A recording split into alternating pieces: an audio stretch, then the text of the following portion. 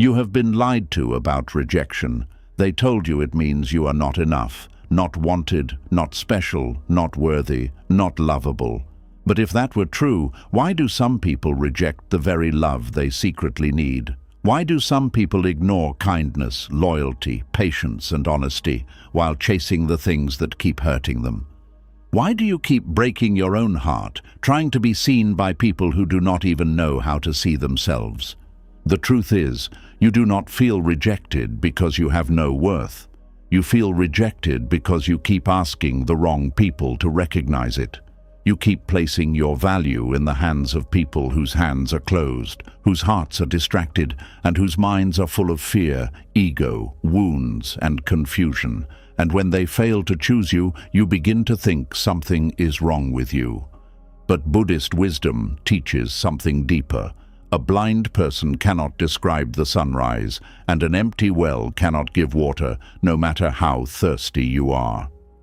Tonight, as you listen to these teachings, something inside you will begin to change.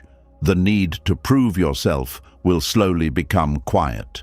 The pain of being ignored will begin to lose its power. The faces that once made you feel small will no longer decide how you see yourself. You will begin to understand that not everyone who rejects you is above you. Some people reject you because they cannot meet you where you are. Some people cannot value peace because they are addicted to chaos. Some people cannot hold love because they have never learned how to hold their own heart.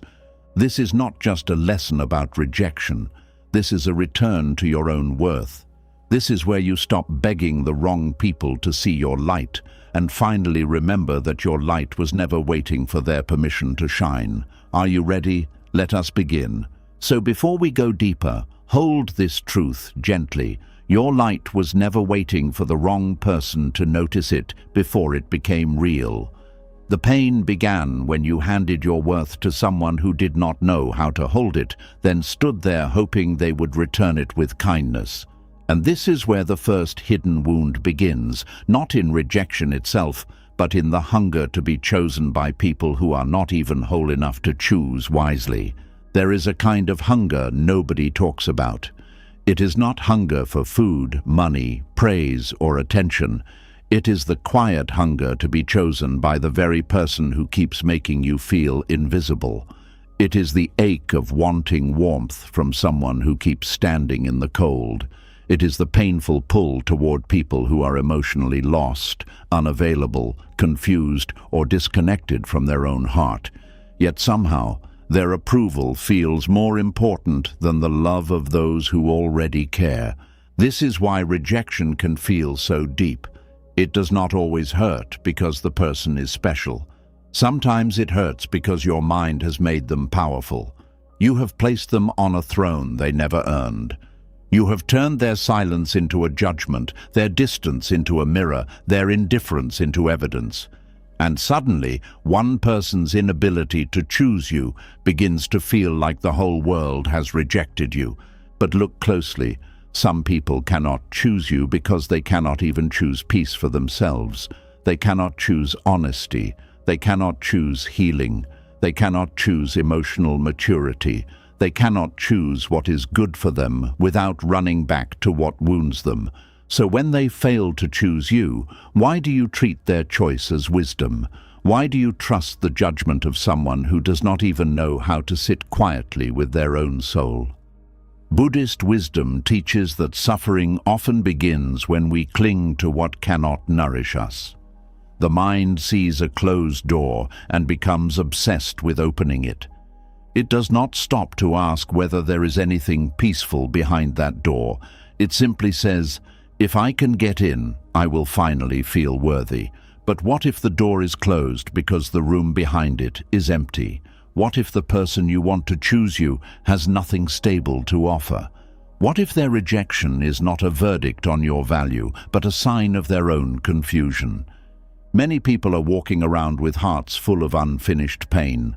They smile, speak, work, date, marry, lead, advise, and appear confident, but inside they are divided.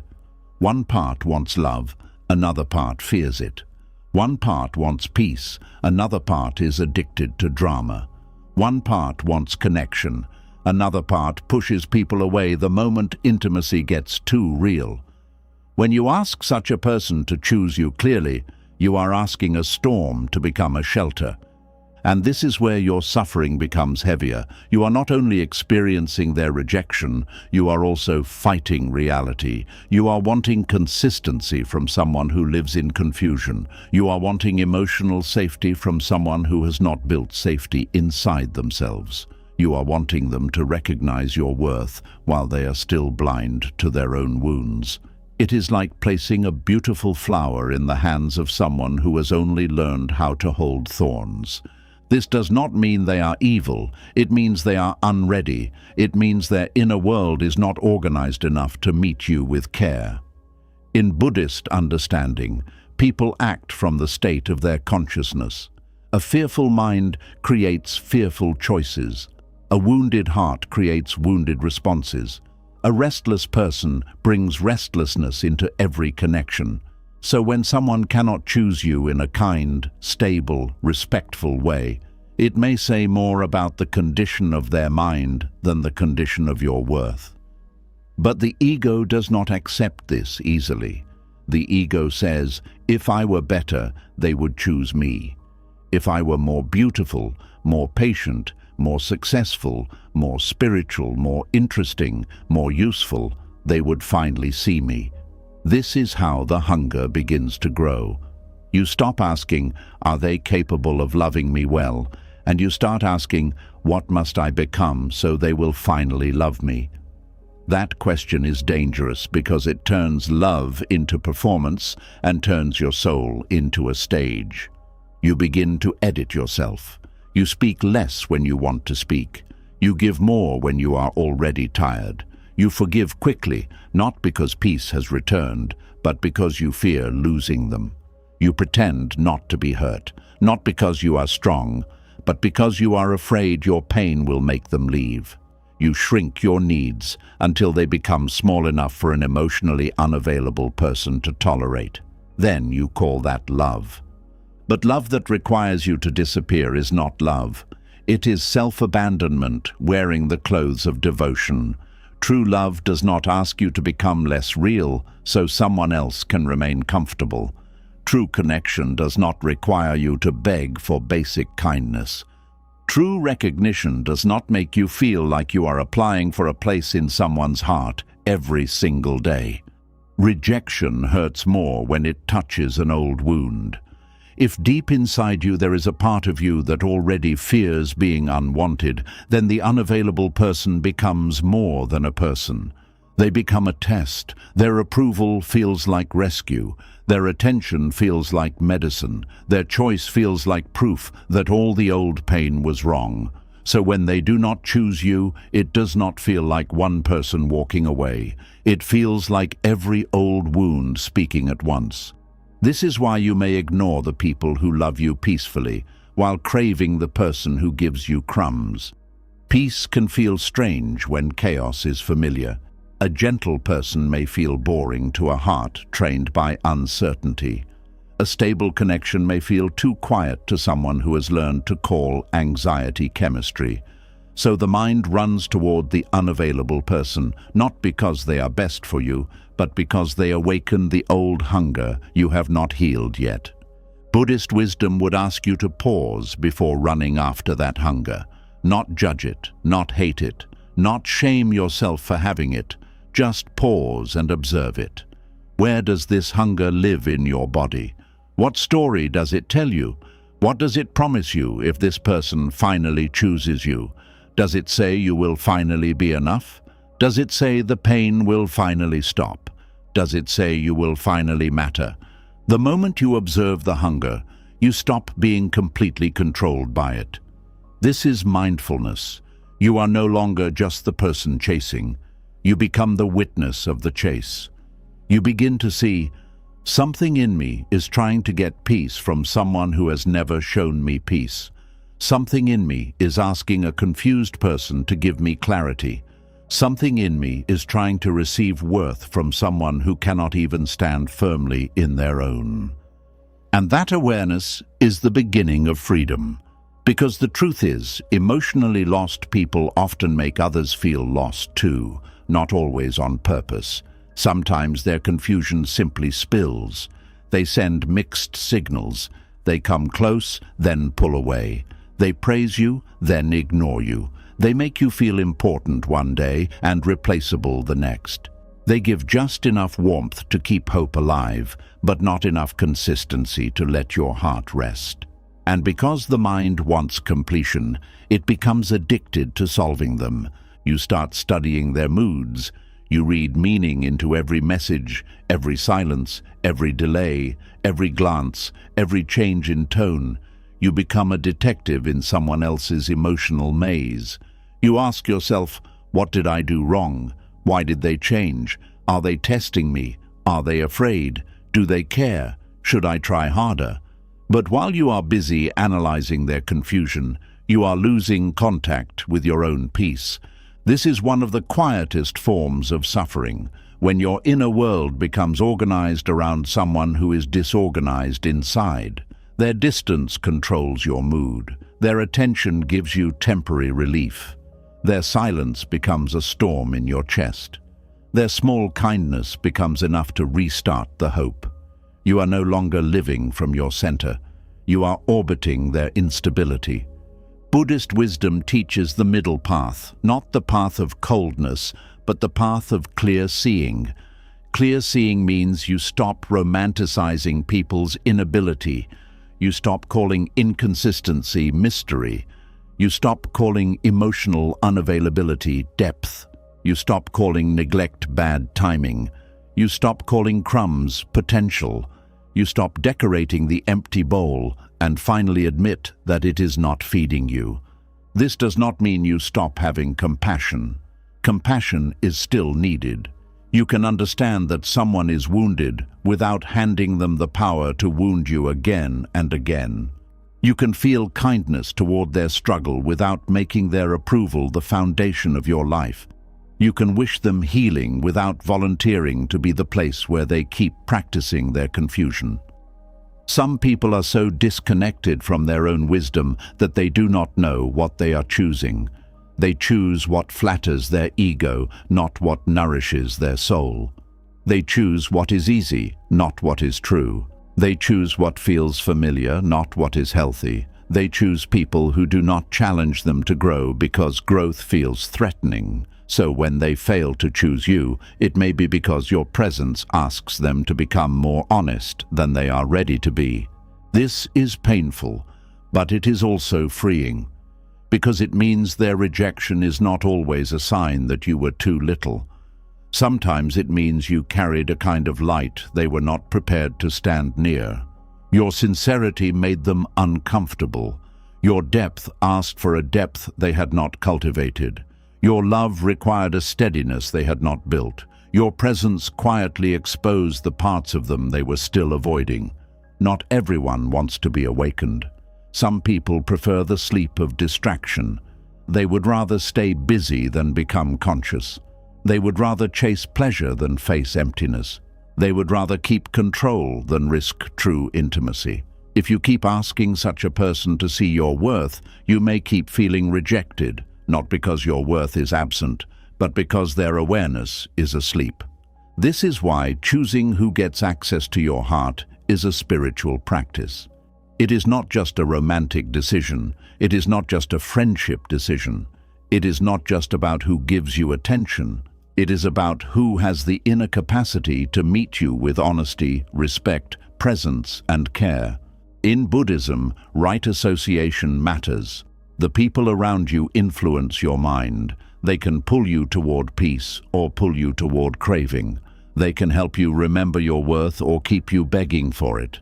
If you sit long enough with people who do not see you, you may begin to stop seeing yourself. If you stay too long around those who dismiss your feelings, you may begin to doubt your own feelings. If you keep loving those who make you feel hard to love, you may begin to believe love must always hurt. This is why the wrong witness can damage your self-image. Not because they have the final truth about you, but because repetition can feel like truth when you are tired. A person can reject you from their wound and still make you bleed. That is why awareness must be joined with boundaries. It is not enough to say they are wounded. You must also ask, what happens to me when I keep placing my heart near their wound? A burning house may have a sad history, but you still do not sleep inside it. A broken glass may not mean to cut you, but you still do not keep holding it with bare hands. Your hunger to be chosen may come from a beautiful place. It may come from your desire to love deeply, to belong, to be understood, to finally feel safe with someone. There is nothing shameful about wanting to be chosen. The problem begins when you want to be chosen by someone who cannot choose from wisdom. The problem begins when their approval becomes more important than your peace. The problem begins when you would rather be hurt by them than released from them. Ask yourself gently, why this person? Why does their choice matter so much? What do you believe will happen inside you if they finally turn around and say, I see you? Will it erase the nights you felt anxious? Will it undo the times they made you question yourself? Will it truly give you peace? Or will it only give temporary relief before the next wave of uncertainty returns? Sometimes what you call love is the nervous system trying to complete an old story. You are not only reaching for the person in front of you, you are reaching for every person who ever made you feel unseen. You are trying to win now what you lost then. You are trying to make this person choose you so the past will finally feel corrected. But the past cannot be healed by repeating it with a new face. Healing begins when you stop saying, why won't they choose me? And begin asking, why do I keep choosing people who make me question my worth? That question is not meant to blame you. It is meant to bring your power back. As long as the focus is only on their rejection, you remain trapped in waiting. But when the focus becomes your pattern, your awareness, your choices, your attachment, then the door of freedom begins to open. There is a part of you that may still believe love must be earned from difficult people, that if someone is hard to reach, their love must be more valuable, that if someone is emotionally distant, winning their closeness means you are special. But this is a trick of the wounded mind. Love is not more valuable because it is harder to receive. A person's emotional unavailability does not make them a prize. Sometimes it simply means they are not ready to love without causing harm. The peaceful person may not give you the same nervous excitement because they do not activate your fear of loss. They do not make you chase. They do not make you decode. They do not make you prove your worth. Their consistency may feel unfamiliar, but unfamiliar does not mean wrong. Sometimes peace feels boring at first because your body is used to surviving emotional storms. Give yourself time to learn the difference between peace and emptiness. Buddhist wisdom invites you to return to the present moment and see things as they are, not as your craving wants them to be. Do not look at potential only. Look at pattern. Do not look at promises only. Look at practice. Do not look at the rare moments of tenderness only. Look at the overall effect on your spirit. After being around them, do you feel calm or confused? Do you feel seen or studied? Do you feel valued or tolerated? Do you feel safe or constantly alert? The body often knows before the mind admits it. Your chest tightens, your stomach turns, your thoughts race. You keep checking your phone. You replay conversations. You feel smaller after speaking. You feel guilty for having needs. You feel relief when they are kind, but not true peace, because you know the kindness may disappear. These are not small signs. They are messages from your own being asking you to come home. Coming home to yourself means you stop treating another person's emotional limitation as your spiritual assignment. You are not here to convince everyone. You are not here to rescue every closed heart. You are not here to prove your softness to people who keep using it as a cushion for their own selfishness. You are not here to stand at the door of someone's confusion until they finally become clear. You can love people and still stop auditioning for them. You can care and still walk away from what keeps harming your peace. You can forgive and still accept that access to you must change. You can understand their pain and still refuse to make your heart a home for their immaturity. This is not bitterness. This is wisdom. This is the quiet strength of someone who has finally learned that compassion without self-respect becomes suffering. When you stop seeking validation from emotionally lost people, your life becomes quieter. At first, the quiet may scare you. You may miss the chase. You may miss the drama. You may miss the small highs that came after long lows. This does not mean you made the wrong choice. It means your nervous system is learning a new language. It is learning peace. It is learning stability. It is learning that love does not have to feel like waiting outside in the rain. And slowly, you begin to notice who actually sees you. The friend who listens without making you feel needy. The person who responds with care, not confusion. The family member who may not be perfect, but shows up with sincerity. The quiet presence of your own breath. The dignity that returns when you stop chasing. The peace that was hidden beneath the noise of wanting to be chosen. Then something powerful happens. You realize rejection did not destroy you. It revealed where you were still giving your power away. It showed you the places inside you that were hungry for outside permission. It exposed the old belief that your worth becomes real only when a certain person confirms it. And once you see that clearly, the spell begins to break. The one who could not choose themselves cannot become the judge of your value. The person who runs from their own truth cannot define your truth. The heart that has not learned presence cannot measure the depth of your presence. The mind trapped in fear cannot understand the beauty of a heart that wants honest connection. So let them be where they are, not with hatred, not with revenge, not with a secret plan to make them regret losing you. Let them be where they are because you are finally ready to be where you are. Let them walk their path while you return to yours. Let them choose from confusion while you learn to choose from wisdom. Let them remain asleep if they must, while you stop begging their dream to recognize your awakening. The hunger to be chosen becomes weaker when you start choosing yourself in small, honest ways. You choose yourself when you stop sending the message that makes you feel ashamed afterward. You choose yourself when you stop explaining your heart to someone committed to misunderstanding it. You choose yourself when you rest instead of chasing. You choose yourself when you say, "This hurts me," and believe your own pain. You choose yourself when you stop calling neglect love simply because you are afraid of being alone. And the more you choose yourself, the less powerful their rejection becomes, not because you become cold, but because you become rooted. A tree does not beg every passerby to admire it before it stands tall. A flower does not stop blooming because one person walks past without noticing. The sun does not become less bright because someone closes their curtains. Your worth does not become smaller because someone did not have the clarity to honor it. This is the first lesson. Rejection hurts most when you ask emotionally lost people to give you spiritual confirmation. It hurts when you make their confused choice the center of your identity. It hurts when you keep bringing your heart to those who have no steady place to put it.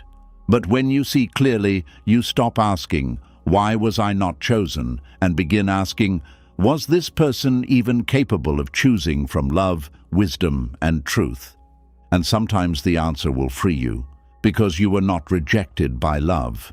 You were rejected by someone who did not know how to love from a whole place. You were not rejected by truth. You were rejected by someone who may still be running from truth. You were not rejected by your destiny. You were redirected away from a place where your soul would have kept starving. So breathe. Let the hunger soften. Let the old chase lose its fire. Let the part of you that wanted to be chosen by the unavailable finally hear this. You do not need to be selected by someone who cannot even stand firmly in their own heart. You do not need the approval of a person who has not learned how to approve of peace, honesty, kindness, or themselves. You do not need to keep knocking on a door that only opens wide enough to keep you waiting. Your worth is not waiting there. Your peace is not waiting there. Your life is not waiting there. What is waiting there is another round of proving, hoping, shrinking, explaining, and hurting.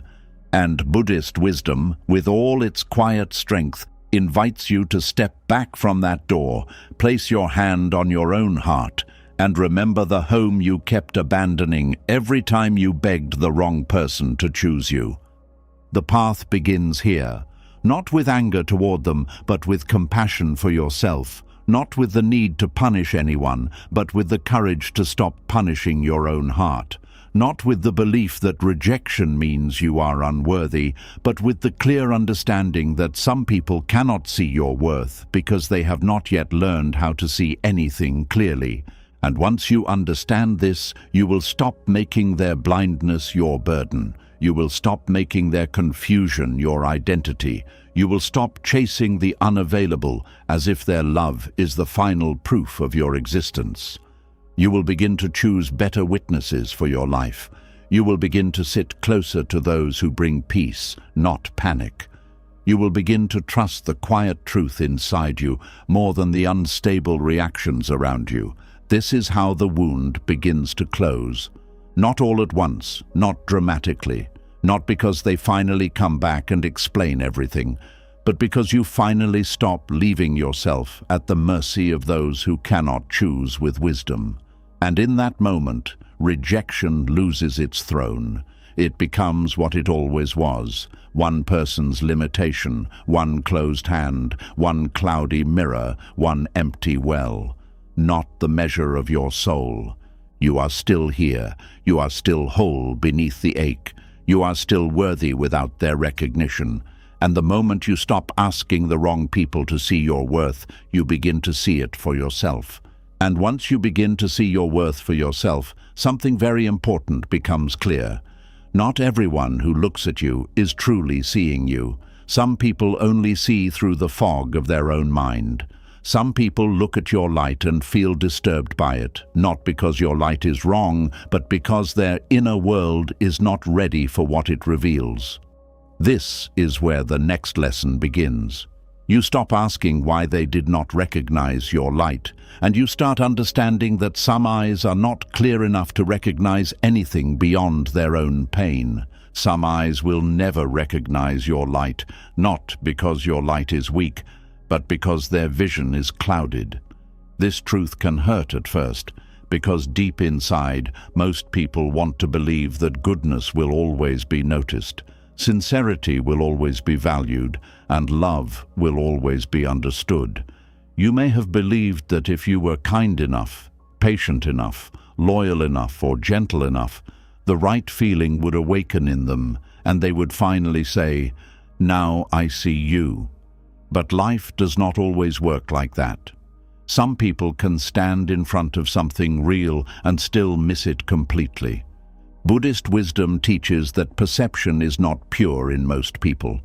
What a person sees is often shaped by their karma, their wounds, their desires, their fears, their ego, their memories, and the stories they have repeated inside themselves for years. They do not simply see you as you are. They see you through the condition of their own mind. A peaceful mind sees differently from a fearful mind. A humble heart sees differently from an arrogant heart. A healed person sees differently from someone who is still bleeding inside but pretending they are fine. This is why two people can look at the same person and see two completely different things. One person may see your kindness and feel safe. Another person may see your kindness and think it is weakness. One person may see your honesty and feel grateful. Another person may see your honesty and feel threatened. One person may see your quietness and recognize depth. Another may call it distance, pride, or coldness. You are the same person, but their eyes are different. their inner world changes the meaning of what they see. This is one of the great causes of emotional suffering. You assume people are seeing reality clearly, so when they misread you, dismiss you, or reject you, you take it as truth. You think, maybe I really am too much. Maybe I really am not enough. Maybe I really am hard to love. Maybe I really did not matter. But what if they were not seeing you clearly at all? What if they were seeing their past, their fear, their insecurity, or their ego and placing your face on it? A person who has been betrayed may look at your loyalty and still expect betrayal. A person who has lived in chaos may look at your calmness and feel uncomfortable. A person who has never received healthy love may look at your care and doubt it. A person controlled by ego may look at your confidence and feel challenged by it. A person full of shame may look at your goodness and feel exposed, so they reject, criticize, withdraw, mock, or ignore, not because they have discovered the truth about you, but because your presence touched something unresolved in them. This is why rejection should not be swallowed too quickly as self-definition. When someone fails to recognize your light, do not rush to make their blindness your mirror. Pause, breathe, ask a deeper question. What kind of eyes are looking at me? Are these eyes trained by compassion or judgment? Are they softened by wisdom or hardened by fear? Are they clear or wounded? Are they seeing me or are they reacting to something inside themselves? In Buddhism, ignorance is not only lack of information, it is a deep misunderstanding of reality. It is the mind seeing through illusion and believing the illusion is truth. A person caught in ignorance may believe temporary things are permanent. Ego is self, craving is love, control is safety, and appearance is value. Such a person may look at you and fail to see what is real because they are busy measuring you by false standards. They may ask, what can this person give me? How do they make me look? Do they flatter my ego? Do they fit my desires? If you do not serve the illusion they are attached to, they may overlook you completely. This is not a small thing. Many people do not love others. They love how others make them feel about themselves. They do not recognize souls. They recognize usefulness. They do not value presence. They value performance. They do not see light. They see status, beauty, money, popularity, convenience, or control. So when you come with sincerity, depth, patience, and real emotion, they may not know what to do with you. Your light does not match the shallow things they were trained to chase, and this can feel deeply unfair. You may ask, why did they choose someone who hurt them over someone who cared? Why did they praise people who used them while ignoring the one who stood by them? Why did they admire noise and miss peace? The answer is painful but freeing. People often choose according to their level of awareness. A person addicted to noise may not recognize peace as love. A person addicted to chasing may not recognize stability as a gift. A person addicted to ego may not recognize humility as strength. This is why you must be careful not to measure your worth by the choices of someone who is still asleep inside. A sleeping person does not see the room clearly. They move through life guided by impulse, habit, fear, and old conditioning. They may choose what repeats their wounds because it feels familiar. They may reject what could heal them because healing feels strange. They may run from someone genuine because being truly seen requires courage. So when they fail to recognize your light, it may not mean your light is dim. It may mean they are still living with closed inner eyes. There is a story hidden inside many painful relationships. One person keeps shining, giving, explaining, hoping, waiting, forgiving, and trying to be understood. The other person keeps missing it. They receive care and call it pressure. They receive truth and call it attack. They receive love and call it neediness. They receive patience and take advantage of it. Then the one who gave begins to wonder, what is wrong with me? But the real question may be, what is happening inside them that makes them unable to receive what is being offered? Some people have wounds that turn love into danger. When love comes close, their fear wakes up. When kindness becomes steady, suspicion enters. When someone sees them deeply, they feel exposed. They may not say this out loud. They may not even understand it themselves.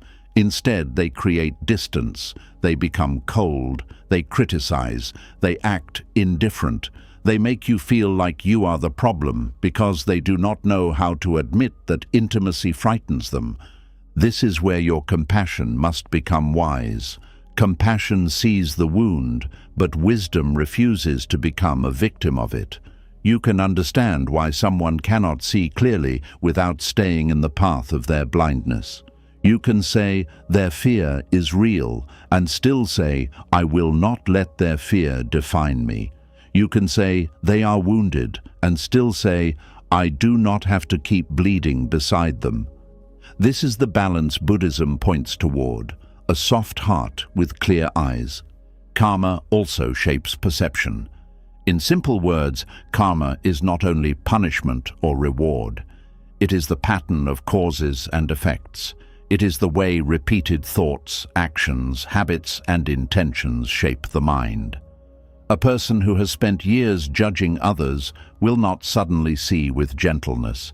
A person who has spent years lying to themselves will struggle to recognize truth. A person who has built their identity around pride may see humility as weakness. A person who has trained themselves to take may not recognize the sacredness of receiving with gratitude. So when such a person looks at you, they are not looking from an empty place.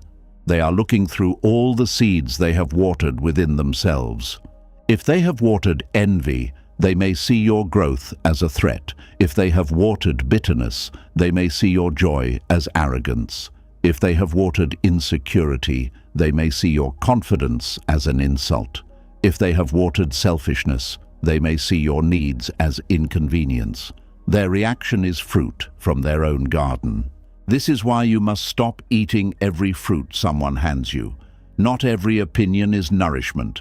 Not every criticism is wisdom. Not every rejection is revelation. Some responses come from minds that have been cultivating confusion for years. If you take every word from such a person as truth, you will allow their inner disorder to enter your own heart. Buddhist wisdom asks you to practice discernment. Discernment means seeing the difference between correction and projection, between truth and wound, between guidance and control. Some people will criticize you because they genuinely see something you can improve. That kind of correction may feel uncomfortable, but it carries care, clarity, and humility. Other people will criticize you because your existence touches their insecurity. That kind of criticism carries heaviness, confusion, and poison. You must learn the difference. If a person's words leave you more awake, more honest, and more connected to your dignity, listen carefully. But if their words leave you shrinking, doubting your goodness, begging for approval, and feeling trapped in shame, pause before believing them. Not all voices deserve to become your inner voice. Not all eyes deserve to become your mirror. Some eyes cannot recognize your light because ego stands in the way. Ego does not simply mean confidence. In Buddhist understanding, ego is the false self we defend, decorate, and protect. It is the identity that says, I must be superior, I must be right, I must be admired, I must not be exposed. When someone lives strongly from ego, they may struggle to truly see another person. They are too busy protecting their image. If your light challenges their ego, they may reject you. If your honesty exposes their dishonesty, they may call you difficult. If your peace reveals their chaos, they may accuse you of being cold. If your independence reminds them that they cannot control you, they may label you proud. If your self-respect blocks their manipulation, they may say you have changed. But sometimes, you have changed simply means You are no longer easy for my ego to use. This is why you must not fear being misunderstood by people who benefited from your lack of boundaries. When you stop begging, they may call you arrogant. When you stop over-explaining, they may call you rude. When you stop accepting crumbs, they may call you ungrateful.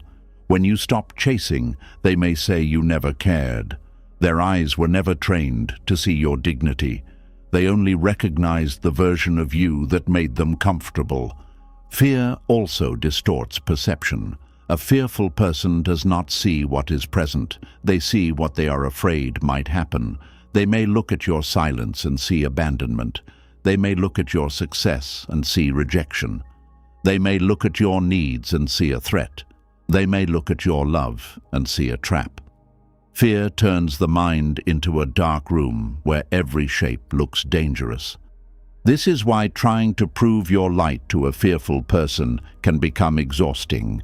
You keep bringing lamps into a room where they keep closing their eyes. You explain, reassure, soften, adjust, and wait. But fear does not disappear simply because someone else performs enough love. Fear must be faced by the person carrying it. You cannot heal someone's blindness by sacrificing your own sight. There are people who will not recognize your light because recognizing it would require them to change. If they admit you were kind, they may have to admit they were cruel. If they admit you were loyal, they may have to admit they took you for granted. If they admit you were patient, they may have to face the ways they abused your patience. If they admit you loved them sincerely, they may have to face the pain of how carelessly they treated that love. So instead of seeing you clearly, they create a version of you they can reject without guilt. They exaggerate your flaws. They ignore your efforts. They focus on one moment of weakness and erase years of goodness. They tell themselves a story where they are innocent and you are the problem. This is not because the story is true. It is because the ego often prefers a comfortable lie to an uncomfortable awakening. This is why closure from such people may never come. They may never sit down and say, "I failed to see you because I was afraid. I dismissed your light because it made me face my darkness. I rejected your love because I did not know how to receive it." Some people are not ready for that level of honesty. Waiting for it may keep you tied to the very blindness that hurt you. Your freedom begins when you stop needing the blind to confess they were blind. You do not need them to admit they misunderstood you before you are allowed to heal. You do not need them to agree that you were valuable before your value becomes real. You do not need their apology to return to yourself. An apology may bring relief, but your peace cannot depend on someone else's awakening. Some eyes will never recognize your light because they are trained to look only for what is missing. There are people who can stand in a garden and complain about one dry leaf. They can receive kindness and point out where it was not perfect. They can be loved deeply and still focus on what they did not get. Their attention is disciplined in dissatisfaction. Nothing is enough because their mind has not learned contentment. Buddhist teaching often speaks about craving, and craving is not only wanting things, it is the restless mind that always says, more, different, better, not this. A person ruled by craving may not appreciate what stands before them because they are always looking somewhere else. They may not see your loyalty because they are chasing excitement. They may not see your depth because they are chasing novelty. They may not see your peace because they are chasing intensity. Their eyes are always ahead, always comparing, always dissatisfied. If you ask such a person to recognize your light, you may become trapped in endless performance. You try to become more interesting, more attractive, more useful, more agreeable, more exciting, more patient. But craving cannot be satisfied by your self-erasure. A restless mind will keep moving the finish line. Today it wants one thing, tomorrow another. If you build your worth around satisfying that kind of mind, you will become tired in a way sleep cannot fix. There are also people who cannot recognize your light because they confuse light with control. They only value you when your light shines in their direction. They like your kindness when it serves them. They like your strength when it protects them. They like your wisdom when it agrees with them. But the moment your light reveals your own needs, your own dreams, your own boundaries, they become uncomfortable. They did not love your light. They loved its usefulness. This is an important difference. Some people do not reject you when you are loving. They reject you when your love stops being convenient. They do not reject your goodness. They reject the moment your goodness develops self-respect. They do not reject your heart. They reject the fact that your heart now has a gate. And because you are used to measuring love by how much you can give, you may mistake their discomfort for your failure. But self-respect is not failure. Boundaries are not darkness. Saying no does not make your light disappear. In fact, a light without a boundary can burn itself out trying to warm people who keep opening the windows. Buddhist wisdom does not ask you to become endlessly available. It asks you to become awake, and an awakened person knows that compassion must include the one who is offering it. Inner blindness is one of the hardest things to accept because it often lives inside people who appear intelligent, successful, charming, or spiritual. Someone may know many words and still lack wisdom. Someone may quote beautiful teachings and still treat people carelessly. Someone may appear calm in public and create confusion in private. Someone may understand ideas but not embody them. This is why you cannot judge clarity by appearance alone. True seeing shows itself in behavior. Does this person listen? Do they take responsibility? Do they become kinder when truth is spoken or more defensive? Do they respect boundaries or punish you for having them? Do they make space for your feelings or only their own? Do they see your humanity or only your role in their life? These questions reveal more than their words ever could. Some people will admire your light from a distance, but reject the responsibility of coming closer. They like the idea of you, but not the reality of loving you well. They like your warmth, but not your needs. They like your presence, but not your truth. They like your patience, but not your pain. They want the blessing of your light without the maturity required to honor it. So they keep you near enough to benefit, but far enough to avoid accountability. This can create deep confusion. You may feel seen one moment and invisible the next. You may receive praise but not commitment, attention but not care, affection but not respect. This half-seeing can be more painful than being ignored completely because it keeps hope alive. It makes you think, they can see me, they just need more time. But partial recognition is not the same as true recognition. Someone can notice your light and still lack the courage to meet it properly. Do not mistake being noticed for being valued. Many people notice beauty, but not all honor it. Many people notice kindness, but not all protect it. Many people notice depth, but not all are ready to enter it. Recognition is not proven by words of admiration. It is proven by the quality of care that follows. Buddhist wisdom teaches you to observe actions without clinging to fantasy. The mind loves to build stories from small signs. One kind message becomes proof. One soft moment becomes a promise. One apology becomes transformation. But awareness asks, what is the pattern? A person's pattern is their teaching. Their repeated behavior shows the state of their mind more clearly than their most beautiful sentence. If their pattern is confusion, believe the pattern. If their pattern is avoidance, believe the pattern. If their pattern is taking without giving, believe the pattern. If their pattern is disappearing when you need clarity, believe the pattern.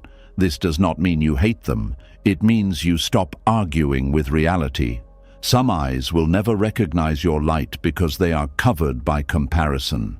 A comparing mind cannot receive what is present because it is always measuring it against something else. It asks, is this better than what I had? Better than what others have? Better than what I expected?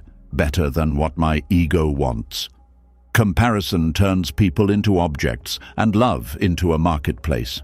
In that marketplace, depth is often overlooked because it cannot be displayed quickly. Your light may be quiet. It may not announce itself loudly. It may not compete for attention. It may show itself through consistency, forgiveness, patience, honesty, emotional depth, and gentle strength. But a person trained by comparison may miss these things because they are looking for sparkle, not substance. They may choose what shines loudly and ignore what glows steadily. Later, they may discover that noise is not warmth, but that is their lesson to learn. You do not need to become louder to be worthy of being seen. You do not need to turn your soul into a performance for people who cannot appreciate quiet truth. Some of the most sacred things in life are not loud. Breath, dawn, healing, trust, prayer, forgiveness, inner peace. The fact that someone cannot recognize quiet beauty does not make quiet beauty less real. This lesson requires grief, not dramatic grief, but the quiet grief of accepting that some people may never understand what they had in front of them. They may never see how much courage it took for you to love after being hurt. They may never understand how many times you chose patience when walking away would have been easier. They may never know how much you carried silently. They may never realize that your light was not ordinary. Let that grief move through you without turning it into self-hatred. Do not say, "They did not see me because I was not enough." Say, "They did not see me because their seeing was limited." Do not say, "I wasted my light." Say, "I learned where not to place it." Do not say, "I was foolish for caring." Say, "I am learning to care with wisdom." This shift is powerful. It allows you to remain soft without remaining naive. It allows you to keep your heart open without handing it to careless hands. It allows you to bless people from a distance without returning to places where your spirit had to beg for oxygen. The Buddha's path is not about forcing the world to see you correctly. It is about seeing clearly enough that the world's confusion no longer owns you. You cannot control another person's perception. You cannot climb inside their mind and clean every window. You cannot remove the dust of their karma, the fog of their fear, the mask of their ego, or the shadows of their wounds. That is their work. Your work is to stop confusing their fog with your face. When someone misreads you, breathe before you become the version they created. When someone undervalues you, pause before you shrink to match their estimate. When someone rejects you, do not immediately kneel before their opinion. Ask whether their eyes were clear. Ask whether their heart was open. Ask whether their mind was ruled by wisdom or fear. Ask whether they were capable of recognizing what was in front of them. This does not make you superior. It makes you free. You are not saying, "I am better than them." You are saying, "Their perception is not my prison." You are not using spirituality to avoid growth. You are using wisdom to separate useful reflection from unnecessary suffering. If there is something to learn, learn it. If there is something to correct, correct it. If there is something to release, release it. But do not turn every blind reaction into a sacred judgment against your soul. There is a deep peace that comes when you stop needing every eye to become clear. You stop chasing explanations. You stop rehearsing speeches in your mind. You stop trying to prove that you were kind, that you were real, that you mattered. You stop waiting for the person who misunderstood you to become the person who validates you. You begin to understand that some people were not sent to recognize your light. Some were sent to teach you not to hand your light to those who live with closed eyes. And once you learn this, your energy changes. You no longer walk into every room asking, "Do they see me?" You begin asking, "Can I see clearly?" You no longer make it your mission to be understood by people who are committed to misunderstanding. You begin to value the quiet safety of those who do not require you to prove your humanity. You begin to notice that being truly seen does not feel like begging. It feels like resting. The right eyes do not make you perform endlessly. They do not make you twist your truth into shapes they can tolerate. They do not make you feel like your light is a problem to be explained. They may not understand everything about you immediately, but they approach you with humility, curiosity, and care. They do not use their wounds as weapons. They do not make their fear your sentence. They do not punish you for shining in a way they have not yet learned to shine. This is why choosing your witnesses matters. A witness is not just someone who watches your life. A true witness sees with enough tenderness and honesty to help you remain connected to yourself. Wrong witnesses make you doubt your light. Right witnesses help you protect it. Wrong witnesses turn your gifts into burdens. Right witnesses remind you that your gifts are sacred. Wrong witnesses demand proof. Right witnesses recognize presence. But even before the right people come, you must become a clear witness to yourself. You must learn to look at your own life without the eyes of those who hurt you. You must stop repeating their misreadings as if they were scripture. You must stop using their rejection as the narrator of your story. Sit with yourself and ask, who was I before their blindness made me doubt? What did I know about my heart before they called it too much? What truth did I abandon because someone else could not see it? This is not easy work, but it is holy work. It is the work of washing your inner mirror.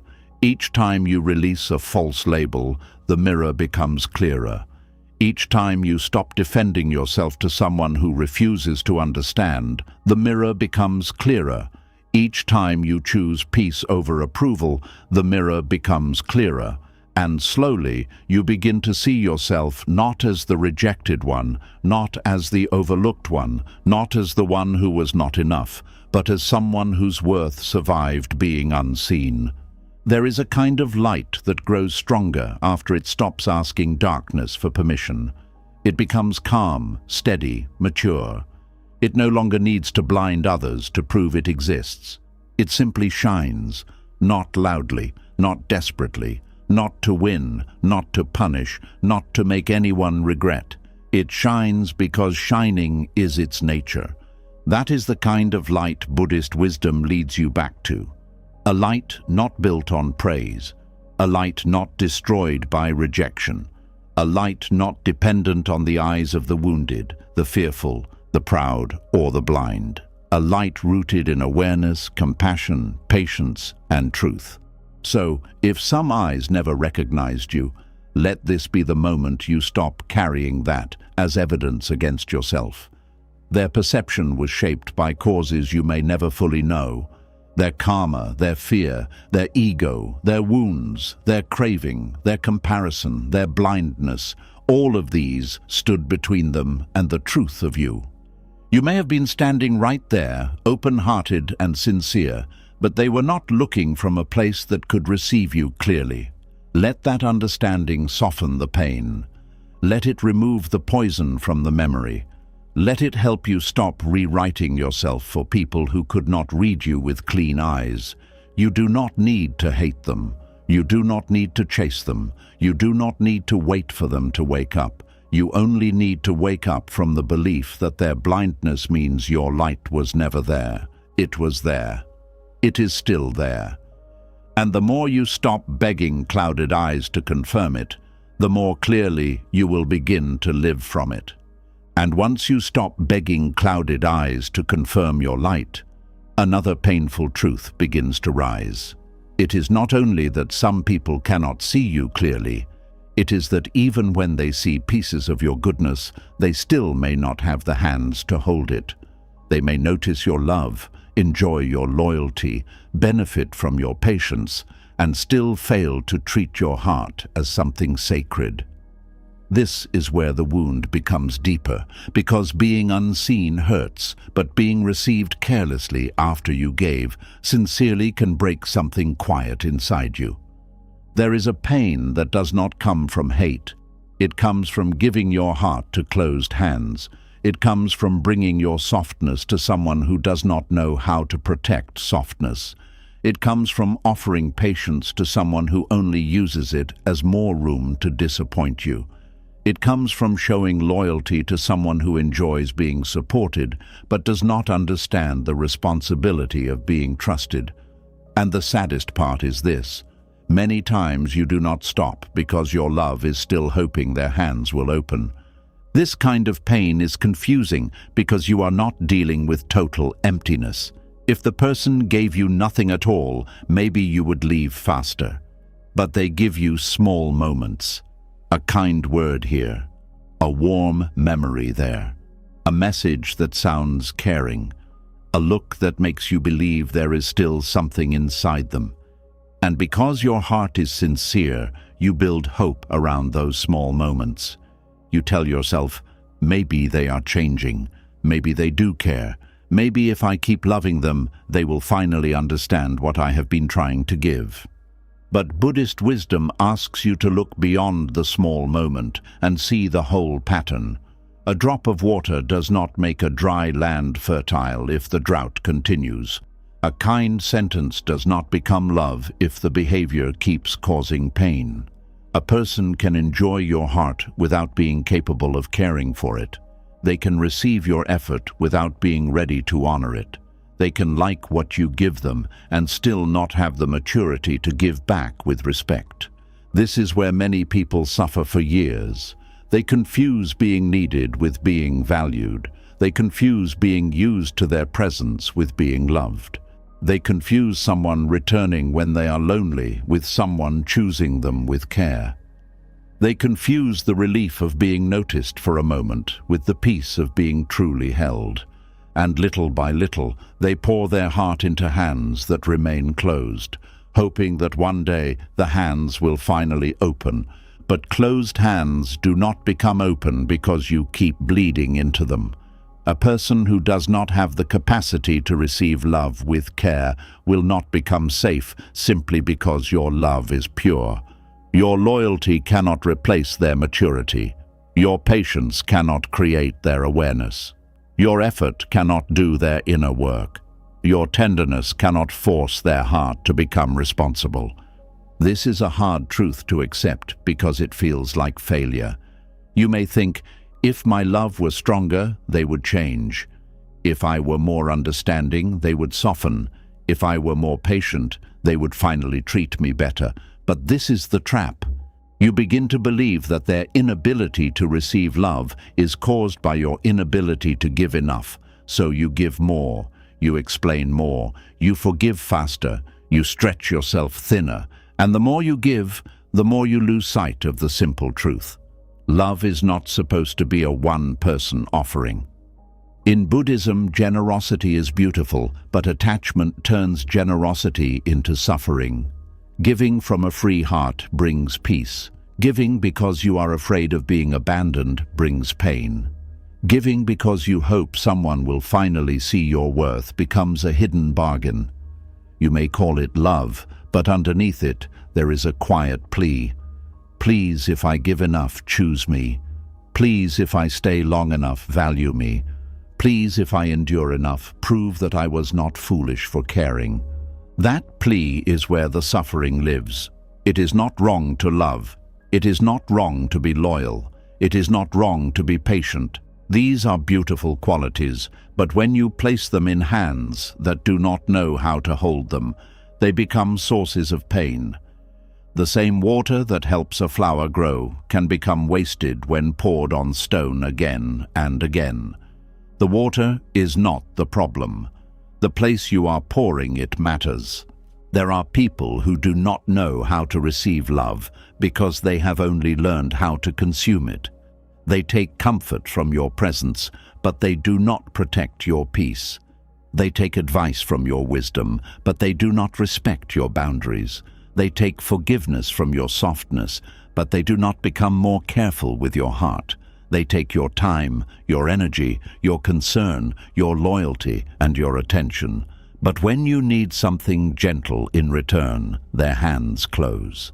This is not always loud cruelty. Sometimes it is quiet carelessness. They forget what matters to you. They dismiss what hurts you. They make promises when emotions are high, then return to the same behavior when life becomes normal. They apologize in words, but not in action.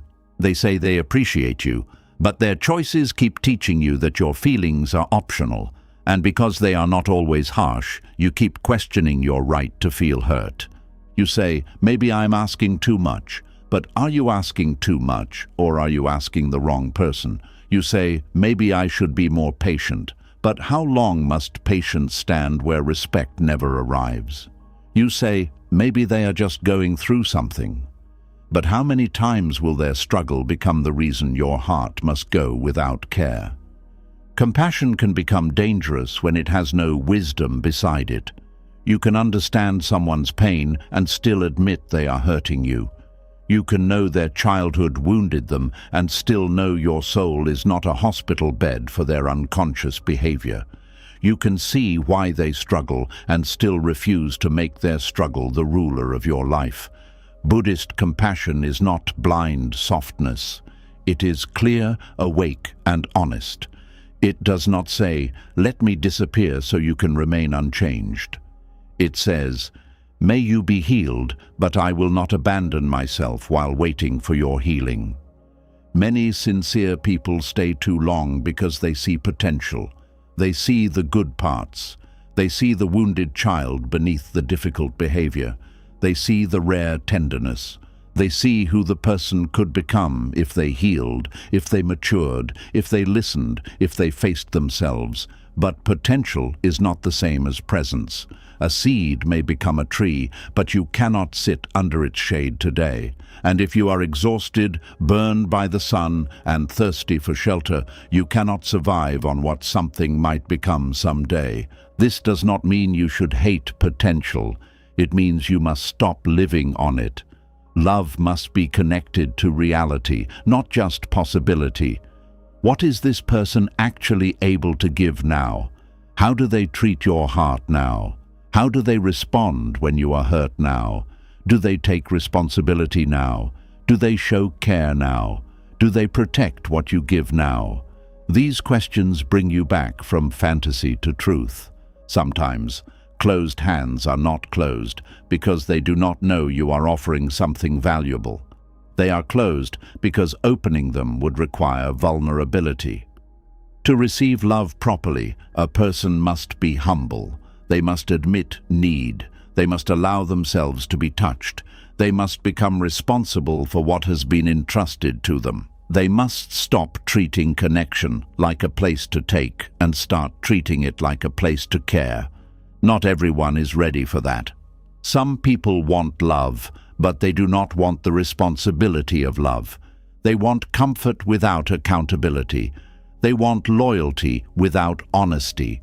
They want your presence without your needs. They want the warmth of your heart without the weight of your truth. They want you close enough to soothe them, but quiet enough not to challenge them. And when you begin to ask for care in return, they act as if your needs are a burden. This is one of the clearest signs of closed hands. They welcome what you give, but resist what you need. They enjoy your understanding, but they call you dramatic when you ask to be understood. They depend on your patience, but they become irritated when you ask for consistency. They accept your forgiveness, but they avoid changing the behavior that made forgiveness necessary. They want your love to be endless, but they want your expectations to be small. And if you have a tender heart, you may try to make your needs smaller. You may become proud of how little you ask for. You may say, I do not need much. But be careful. Sometimes I do not need much is not peace. Sometimes it is a wound speaking. Sometimes it means you have learned to survive on emotional crumbs because asking for a full meal once made someone leave, mock you, or make you feel guilty. A person who truly cares about your heart does not require you to become almost needless. They do not make you feel ashamed for wanting reassurance, respect, honesty, tenderness, and effort. They may not be perfect, but they are willing. They are willing to listen. They are willing to learn. They are willing to adjust. They are willing to protect the trust you have placed in them. Closed hands, on the other hand, make every request feel like an attack. There is a quiet exhaustion that comes from loving someone who cannot receive you with care. It is not only emotional tiredness, it reaches the body. You feel heavy. Your mind keeps circling. Your sleep becomes restless. Your chest tightens when you think of them. You feel hope and dread at the same time. You are relieved when they are kind, but afraid of when the kindness will disappear. You are always waiting for the next shift, the next coldness, the next silence, the next excuse. This is not peace. This is attachment mixed with uncertainty. And attachment has a way of making pain feel meaningful. You start believing that because it hurts deeply, it must be love. But pain is not proof of love. Sometimes pain is proof that something in you is holding on to what your spirit is begging you to release. Love may require patience, yes, but it should not require the steady destruction of your self-respect. Buddhist wisdom often returns us to the truth of impermanence. Everything changes. People change. Feelings change. Circumstances change. But impermanence is not an excuse to wait forever in harm. It is not a reason to say, maybe one day they will become careful with me, while your present life is being drained. Impermanence teaches you not to cling to any fixed idea, including the idea that this person must be the one to finally love you well. Sometimes you are not clinging to the person as they are. You are clinging to the person you first believed they were. You are clinging to the beginning when things felt warm.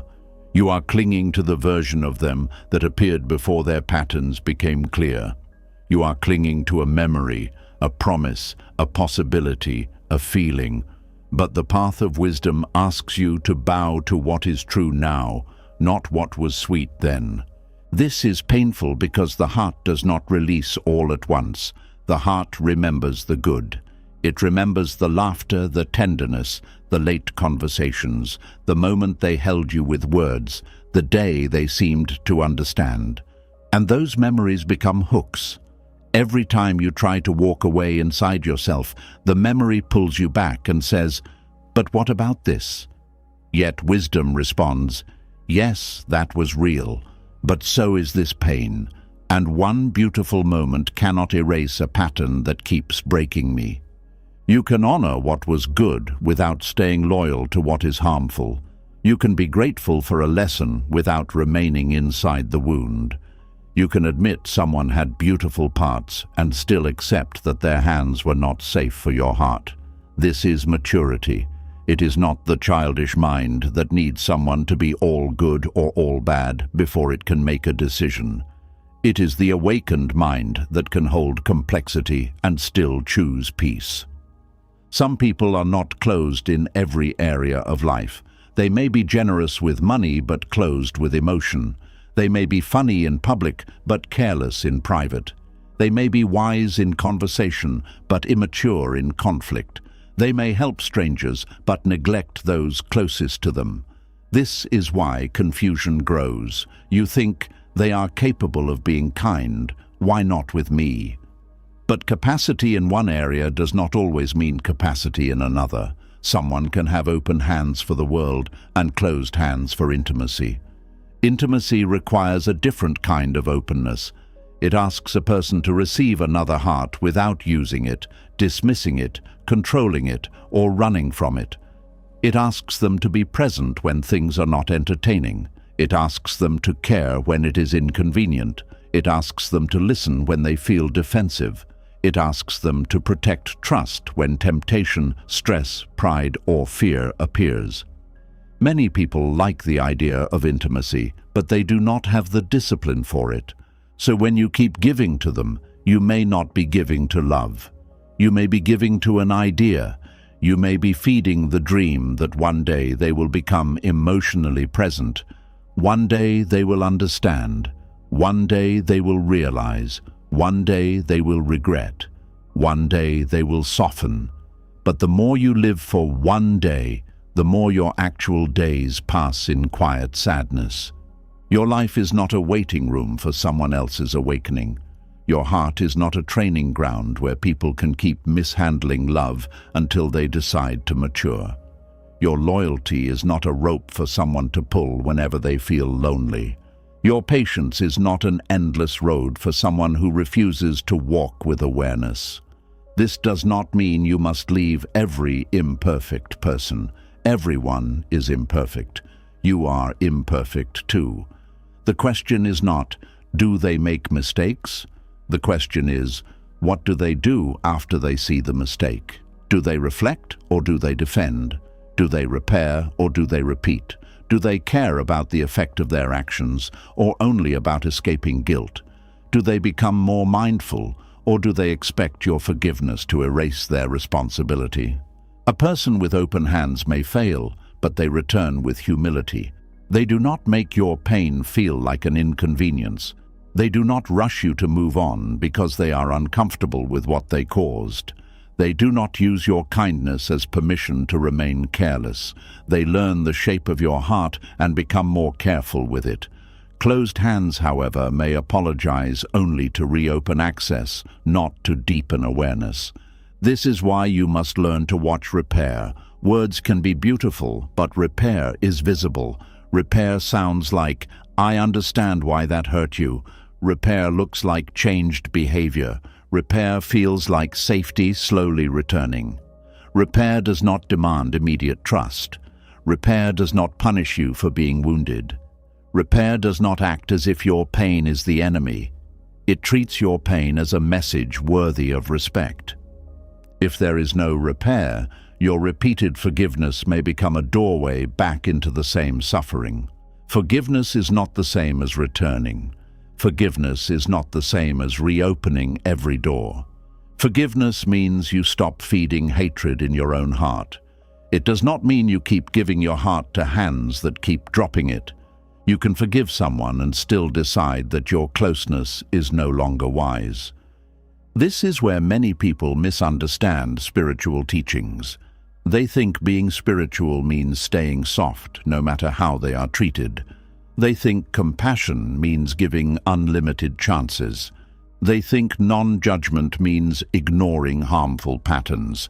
They think patience means waiting without limit. But Buddhism is not a path of foolish endurance. It is a path of awakening. Awakening means seeing causes and effects clearly. If a connection keeps creating suffering, you do not call it sacred just because you have suffered long inside it. There is no holiness in abandoning yourself. There is no enlightenment in begging for care from someone who keeps proving they cannot offer it. There is no wisdom in pouring your life force into a place that returns confusion. Sometimes the most spiritual thing you can do is stop. Stop explaining. Stop chasing. Stop donating your peace to someone else's immaturity. Stop handing your heart to closed hands and calling your pain devotion.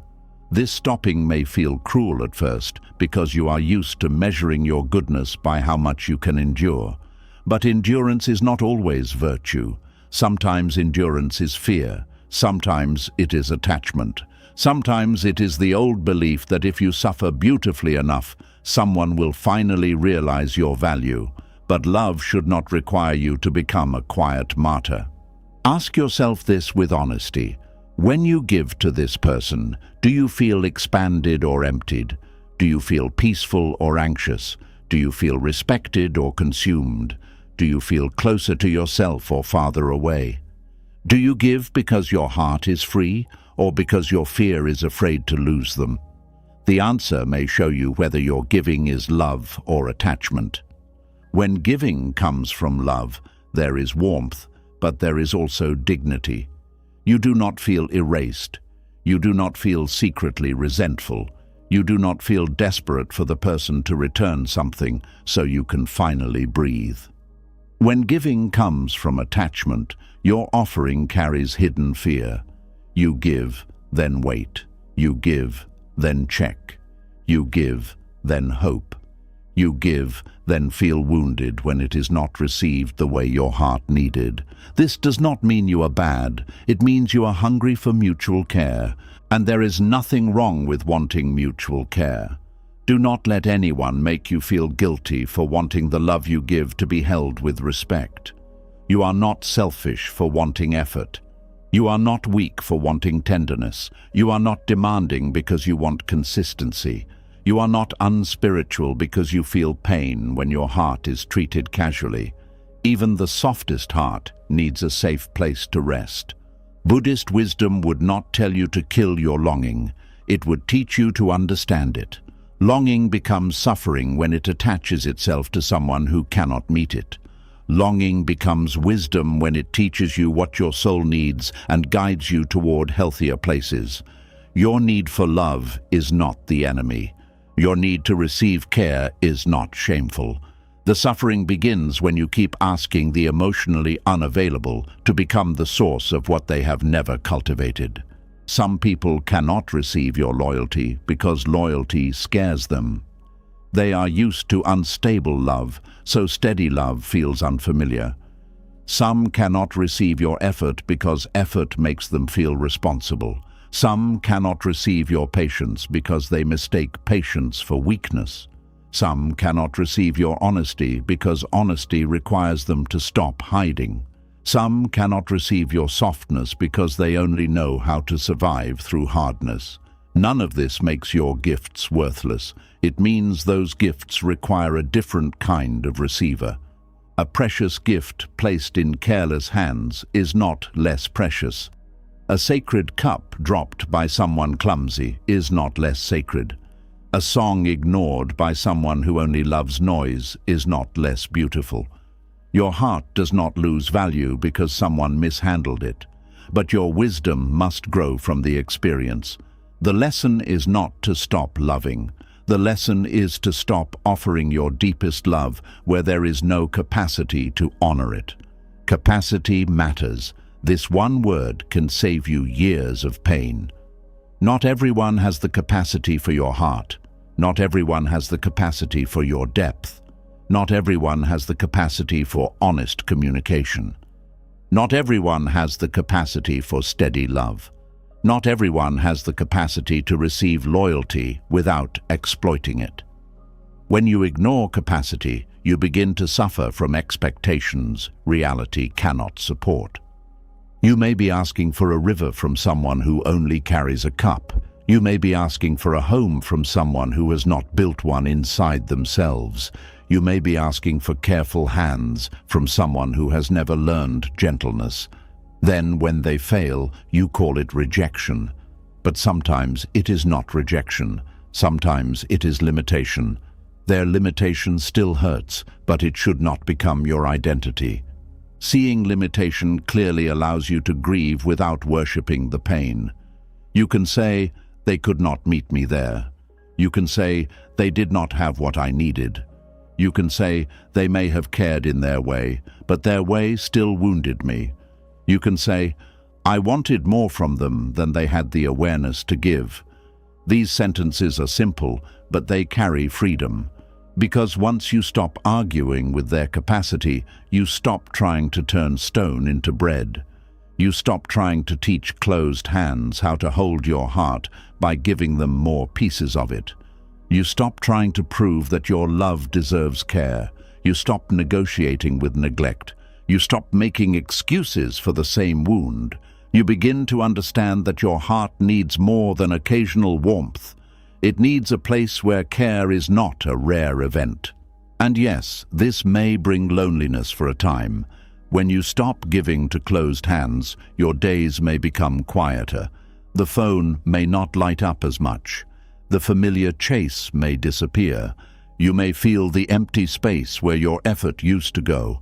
But that empty space is not punishment. It is recovery. It is the room where your energy returns. It is the silence where you begin to hear yourself again. At first, peace may feel like loss because chaos was taking up so much space. You may wonder if you made a mistake simply because your heart misses the person. But missing someone does not always mean you should return. Sometimes it means your attachment is still unwinding. Sometimes it means your body is detoxing from uncertainty. Sometimes it means love was real, but the place you put it was not safe. Let yourself miss them without handing your heart back. Let yourself grieve without rewriting the truth. Let yourself remember the good without forgetting the cost. This is how healing becomes honest. You do not need to demonize them to move forward. You only need to stop betraying yourself to keep them close. The pain of offering your heart to closed hands becomes a teacher when you listen carefully. It teaches you that love must be placed with discernment. It teaches you that loyalty without reciprocity becomes exhaustion. It teaches you that patience without boundaries becomes self-harm in slow motion. It teaches you that effort without mutual effort becomes imbalance.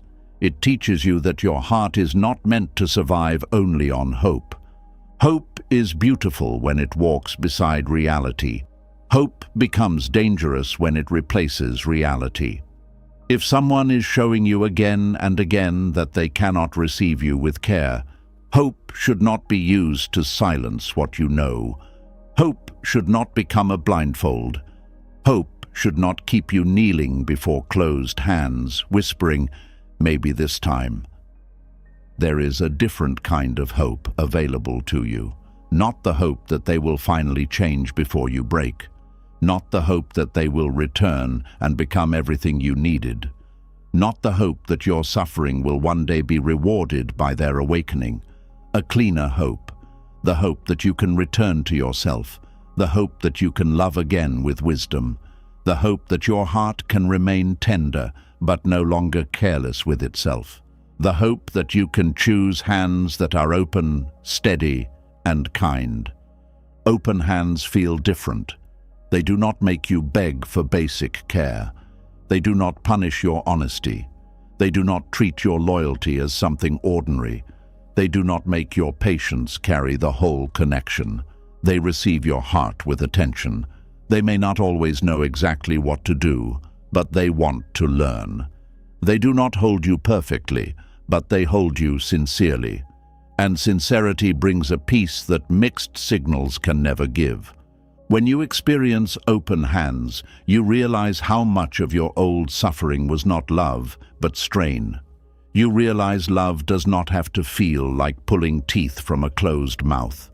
It does not have to feel like standing outside a locked house with your heart in your hands. It does not have to feel like explaining your value to someone who keeps spending your tenderness carelessly. Love can feel safe. Love can feel calm. Love can feel mutual. Love can feel like both people are awake enough to care. Until that kind of care arrives, become open hands for yourself. Hold your own heart with the gentleness you kept offering others. Listen to the pain you kept minimizing. Protect the needs you kept shrinking. Speak to yourself with the tenderness you wished they had used. Become the safe place you kept searching for in unsafe people. This is not a replacement for human connection. It is the foundation that prevents you from begging for connection at any cost. Each time you choose yourself, your hands open wider toward your own life. You stop throwing your energy into places that cannot return life to you. You stop letting careless people train you to doubt your beauty. You stop treating your heart like something cheap just because someone else did. You begin to move differently, not hardened, not bitter, not closed to love, just awake. And when you are awake, you can still give, but you no longer give blindly. You can still be loyal, but not to those who keep betraying your peace. You can still be patient, but not with patterns that have no intention of changing. You can still love deeply, but you no longer confuse depth with suffering. You can still forgive, but you no longer use forgiveness as a key to reopen every door that harmed you. This is how your heart becomes wise without becoming cold. It learns to ask, can this person hold what I am offering? It learns to notice whether care is mutual. It learns to respect the quiet signs of danger. It learns that not every open feeling needs an open door. It learns that love is sacred, and sacred things must not be placed just anywhere. So if you have spent years offering your heart to closed hands, do not shame yourself. You were trying to love. You were trying to be faithful. You were trying to believe in goodness. You were trying to see the best in someone. There is beauty in that. But now, let wisdom stand beside that beauty. Let awareness guide what love alone could not protect. Let your tenderness grow eyes. You do not have to keep proving that your heart is worthy of care. The right hands will not need endless proof. You do not have to keep pouring yourself into someone who only notices when you stop. You do not have to keep accepting carelessness because you understand their wounds. You do not have to keep waiting for closed hands to become a home. Your heart is not too much. Your loyalty is not foolish. Your patience is not worthless. Your effort was not meaningless. But those gifts were never meant to be wasted in places that made you feel empty. They were meant to flow where they could be honored, returned, and allowed to grow into peace. And this is the deeper lesson. The pain was not only that they did not hold your heart.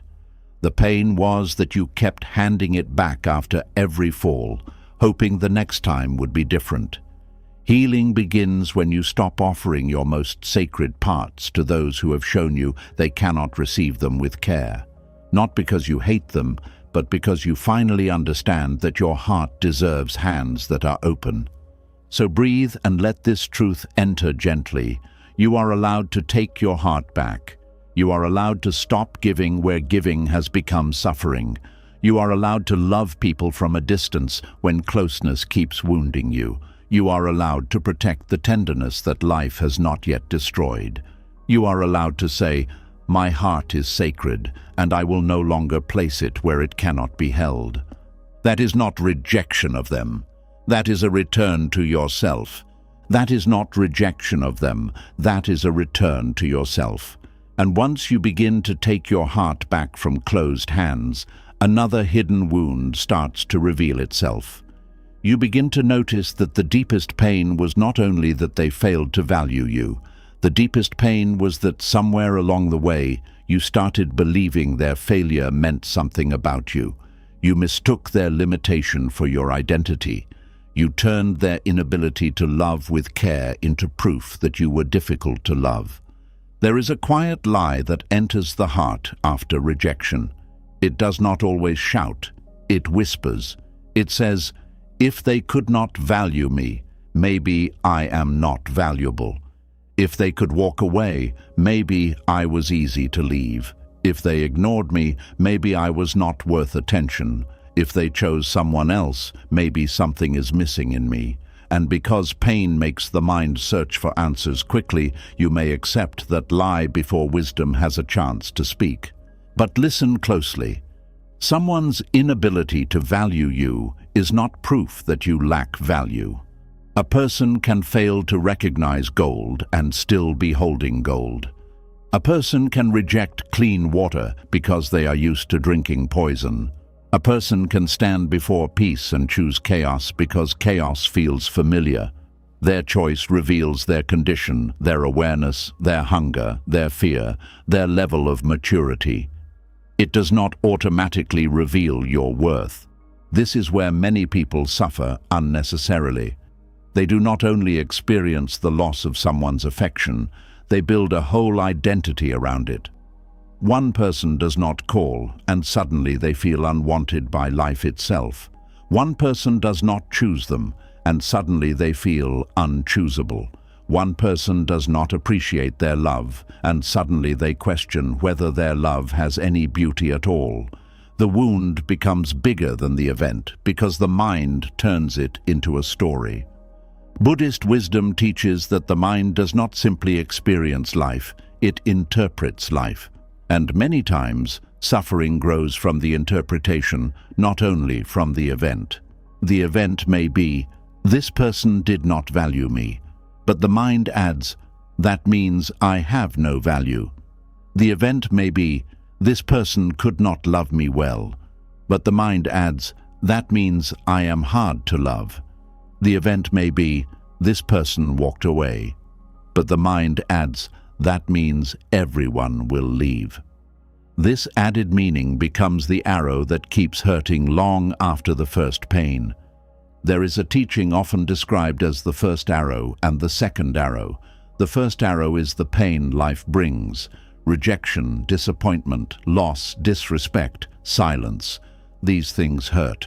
You are human, so they will hurt. But the second arrow is the pain the mind creates afterward. It is the meaning you attach. It is the self-blame. It is the shame. It is the belief that another person's blindness has become the final truth about you. The first arrow may be unavoidable, but the second arrow is where awareness can begin to free you. When someone does not value you, the first arrow says, "This hurts." The second arrow says, "I am worthless." The first arrow says, "They did not choose me." The second arrow says, "I will never be chosen." The first arrow says, "They did not see my heart." The second arrow says, "Maybe my heart is not worth seeing." And if you do not notice the second arrow, you may spend years trying to heal a wound that your own interpretation keeps reopening. This does not mean your pain is fake.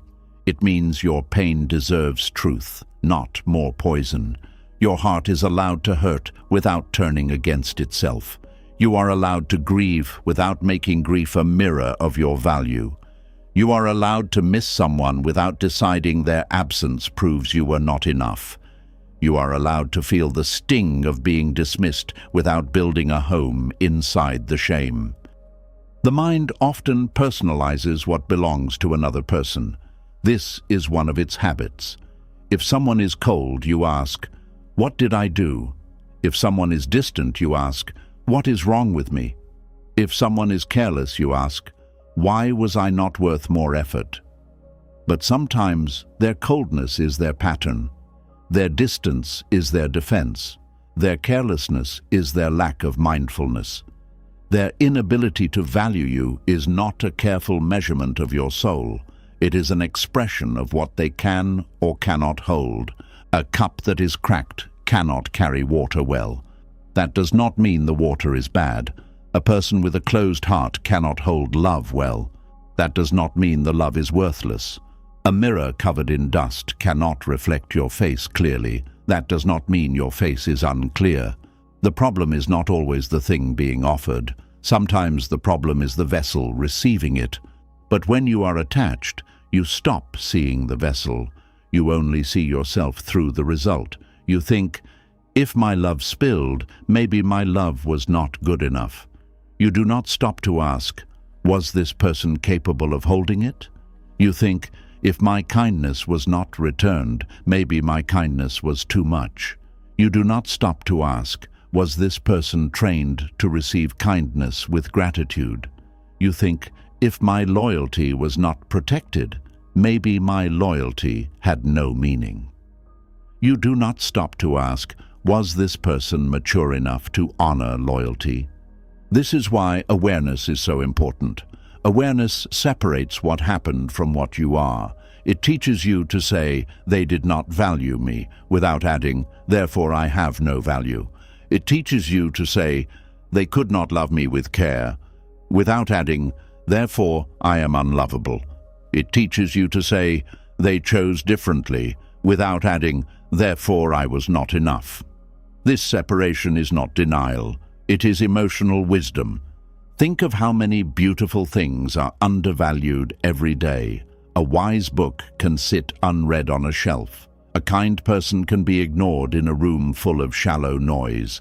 A loyal friend can be overlooked by someone chasing excitement. A peaceful home can be rejected by someone addicted to conflict. A sincere heart can be mishandled by someone who only understands control. None of these things lose their value because the wrong person failed to appreciate them. The value of something is not created by the one who notices it. Recognition can honor value, but it does not create it. A diamond does not become a stone because a child throws it away. A song does not become meaningless because someone without ears for its beauty walks out of the room. A gentle soul does not become worthless because someone restless could not sit long enough to understand it. Your worth existed before their opinion. It existed before their attention. It existed before their rejection. It existed before they knew your name. This is important because attachment makes it feel as if your value began when they wanted you and ended when they changed. But no person has that power unless your mind hands it to them. They may affect your feelings. They may hurt your heart. They may disappoint your hopes.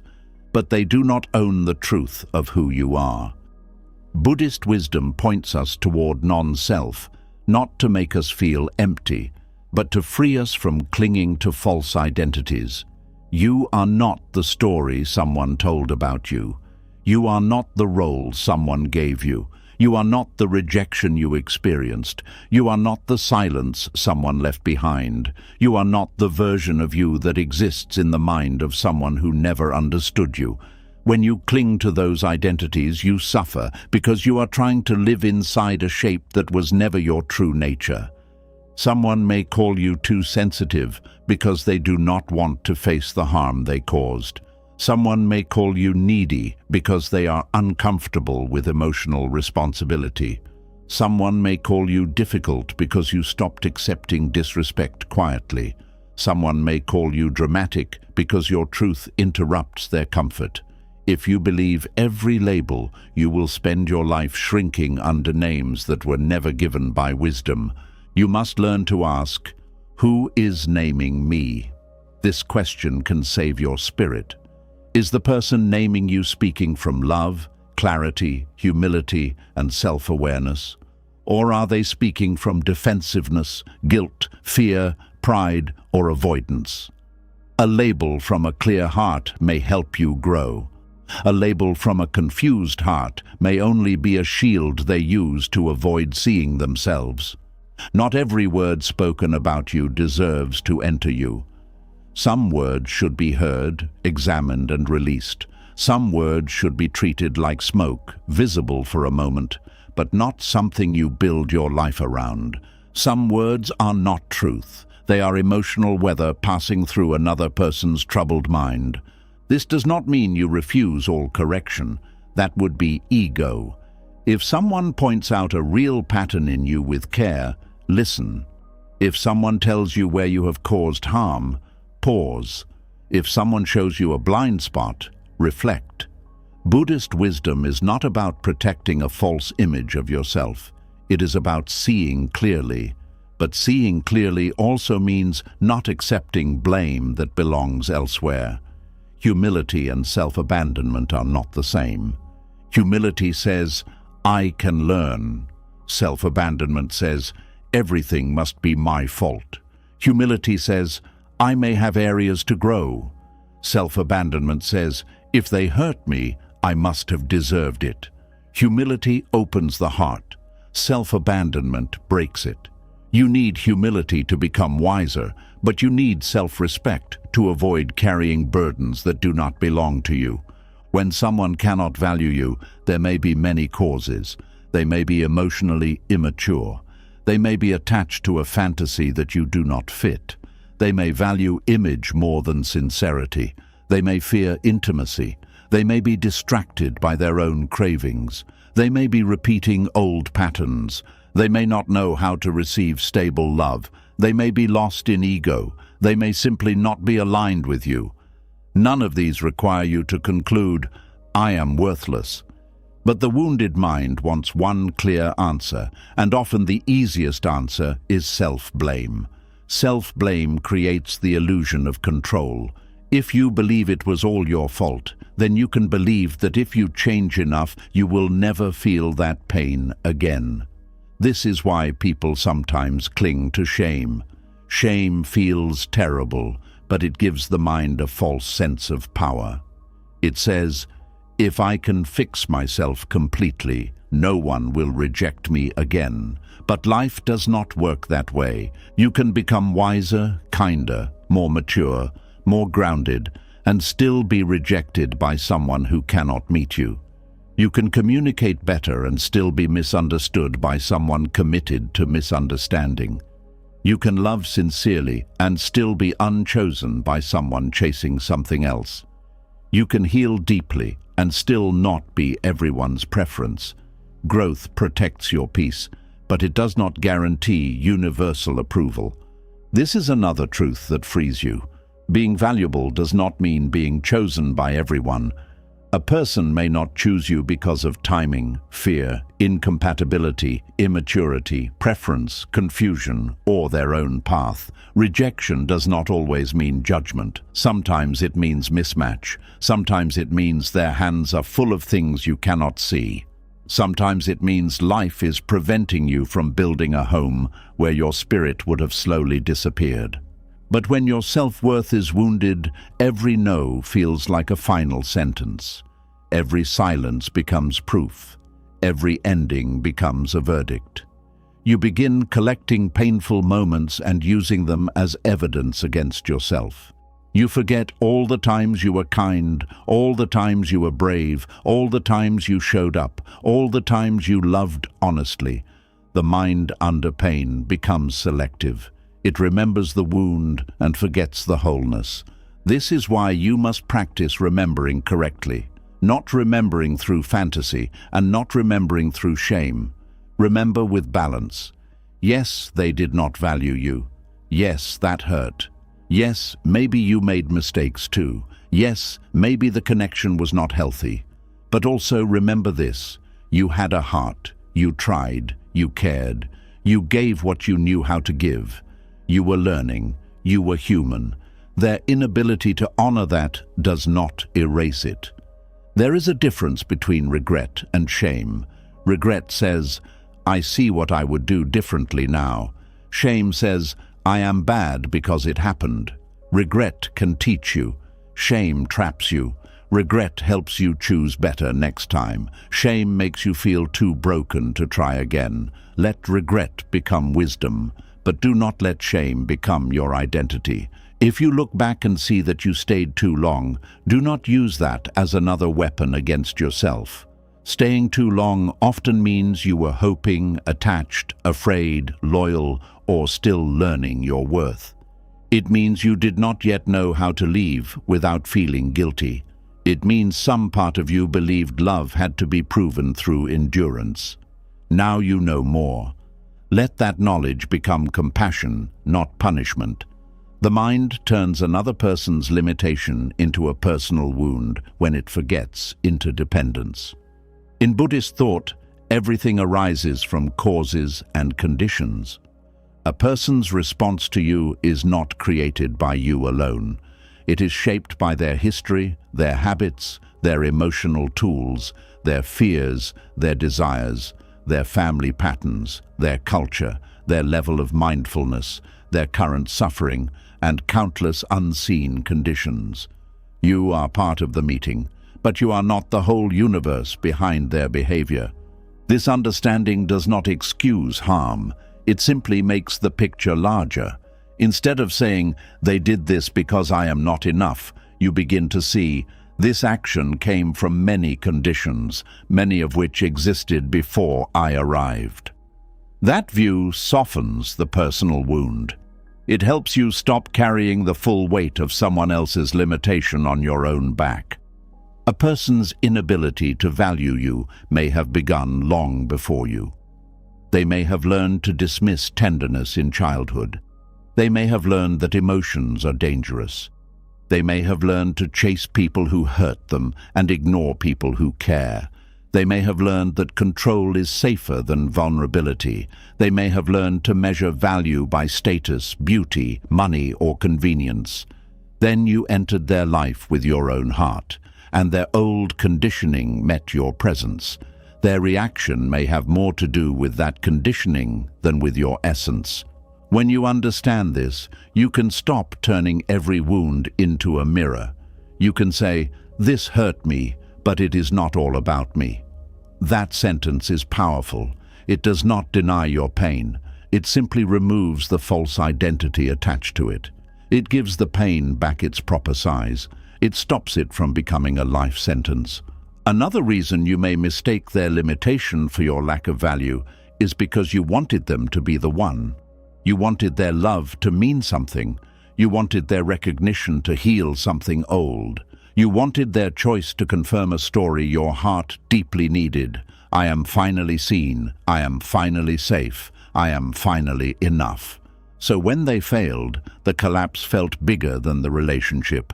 It felt like the collapse of hope itself. But one person cannot be the source of your final worth.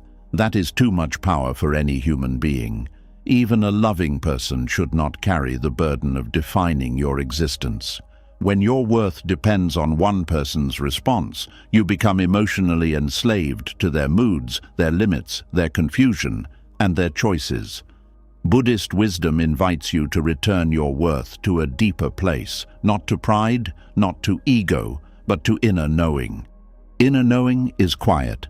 It does not scream, "I am better than them." It simply says, "I am not erased because someone could not value me." It says, "I can learn from this without becoming this." It says, "I can grieve without becoming worthless." It says, "Their eyes were limited, but my truth remains."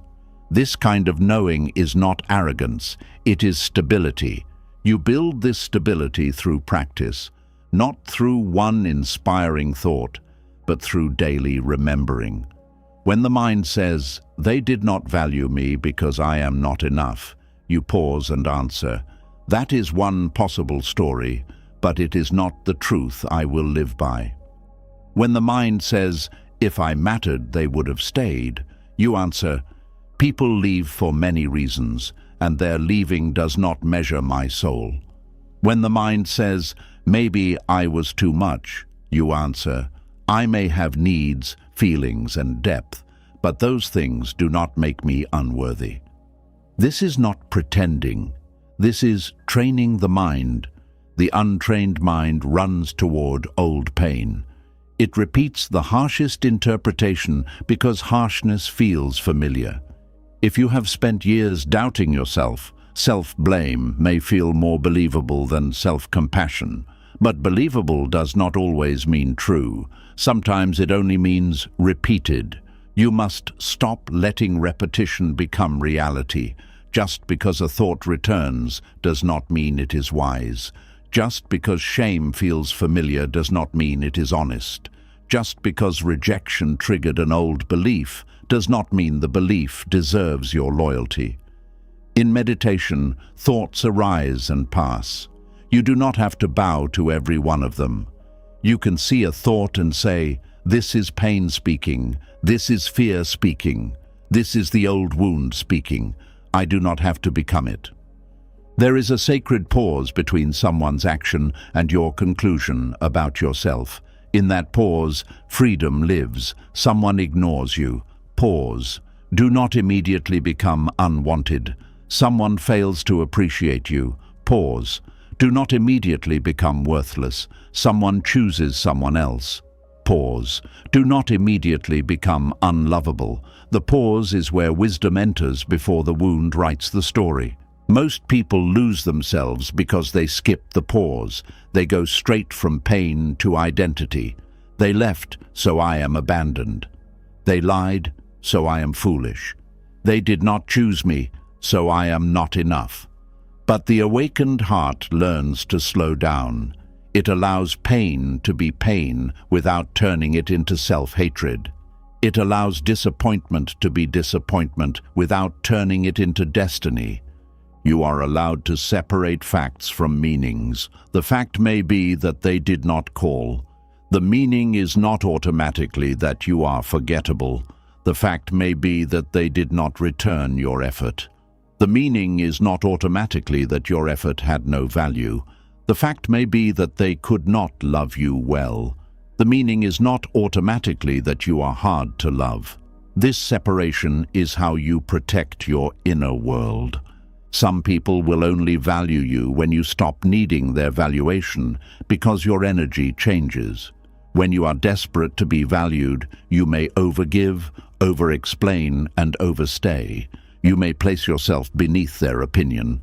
But when you know your worth, you stop negotiating with emotional poverty. You stop accepting confusion as a home. You stop handing people the pen to write your identity. And sometimes only then do they realize what they failed to honor. But by then, your goal is no longer to be seen by them. Your goal is to remain true to yourself. This is important because healing is not about making them regret. It is not about becoming so powerful that they come back broken. It is not about proving they were wrong through success, beauty, silence, or distance. That is still attachment wearing a new outfit. True healing is quieter. It is when their opinion no longer sits at the center of your chest. It is when you can remember them without collapsing. It is when you no longer need their failure to become your evidence or their regret to become your reward. To separate their blindness from your truth, you must become honest about what they actually had the capacity to see. Were they emotionally present enough to value your heart? Were they humble enough to receive your truth? Were they mature enough to respect your boundaries? Were they aware enough to recognize loyalty? Were they calm enough to appreciate peace? Were they healed enough to stop confusing love with control, fear, or convenience? If the answer is no, then why are you using their response as the highest court of your worth? Why let someone with limited vision give the final judgment on something they never fully saw? This is like asking a person standing in darkness to describe the colors of a painting. Their answer may be sincere, but it will still be incomplete. Your truth must be known from a deeper place. It must be known through your actions, your intentions, your growth, your compassion, your courage, your willingness to learn, your ability to love, your desire to live more honestly. You are not perfect, and your worth does not require perfection.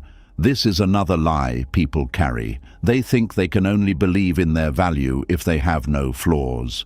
But value and flaw can exist together. You can be growing and still be worthy.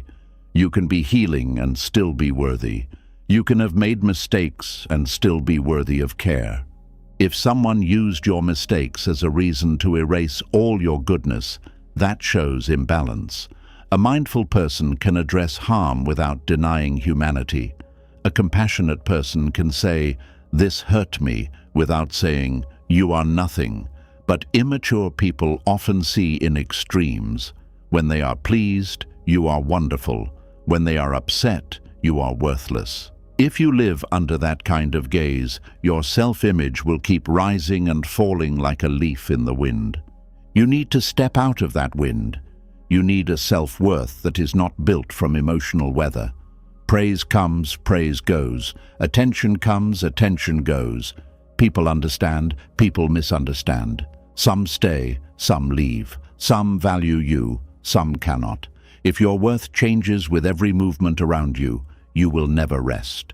Buddhist wisdom points you toward the still point inside, the place that watches all changing things without becoming each one. This still point is not numbness. It feels, it grieves, it loves, it learns, but it does not collapse into every experience. It says, "This is painful, but I am more than this pain." It says, "This person did not value me, but I will not turn their limitation into my identity." It says, "I can be rejected and still remain whole." This is the beginning of emotional freedom. You may need to repeat this truth many times before it feels real. That is okay. Deep wounds do not always release because of one sentence. They release through repeated seeing. Each time the old thought returns, meet it with patience. Each time shame rises, do not attack yourself for feeling it. Place awareness around it. Say, "This is the part of me that learned to blame itself. This is the part of me that thinks rejection means danger. This is the part of me that wants to make sense of pain by becoming the problem." Then breathe. Let the thought pass without building a temple for it. Over time, you begin to notice something. Their inability to value you may still hurt, but it no longer defines you. You stop replaying the story as proof of your lack. You begin to see it as a meeting between your heart and their limitation. You begin to recover the parts of yourself you handed over to their opinion. You begin to feel dignity returning, not loud, not dramatic, but steady. Then one day, the question changes. It is no longer, "Why was I not enough for them?" It becomes, "Why did I believe someone with such limited capacity could measure all of me?" It becomes, "What part of me needed their approval so badly that I forgot my own truth?" It becomes, "How can I love myself more wisely now?" These questions do not wound you, they awaken you. This awakening is gentle but powerful. You stop confusing someone's inability with your absence of value. You stop letting another person's emotional poverty make you feel poor. You stop standing before closed eyes and calling yourself invisible. You stop letting a careless heart become the judge of your sacredness. You begin to understand that value can be present even where recognition is missing. A flower blooming in an empty field is still a flower. A star hidden behind clouds is still shining. A kind heart ignored by a restless person is still kind. A loyal soul unappreciated by an immature person is still loyal. Your worth does not become less true because it was not received properly. The receiver failed to receive. That is different from you failing to be worthy. Let this difference settle deeply. Their blindness is not your truth. Their limitation is not your identity. Their neglect is not your name. Their rejection is not your destiny. Their inability to love you well is not proof that you are difficult to love. It is proof that love requires capacity, and not everyone has cultivated it. So take back the meaning, take back the story, take back the authority you gave to someone who could not see clearly. Let their response return to them. Let your truth return to you. Do not carry both. You were never meant to carry the wound and the false blame. The wound was heavy enough, and as you move forward, do not ask, "How can I become valuable enough so no one ever fails to value me again?" Ask a wiser question. How can I remain connected to my value even when others fail to see it? That is where peace begins. Not in controlling every eye, not in winning every heart, not in becoming impossible to reject. Peace begins when your worth no longer waits outside yourself, trembling in someone else's hands. You are allowed to be unchosen and still be worthy. You are allowed to be misunderstood and still be true. You are allowed to be unappreciated and still be full of gifts. You are allowed to be left and still belong to yourself. You are allowed to grieve what happened without agreeing with the lie that it happened because you were not enough.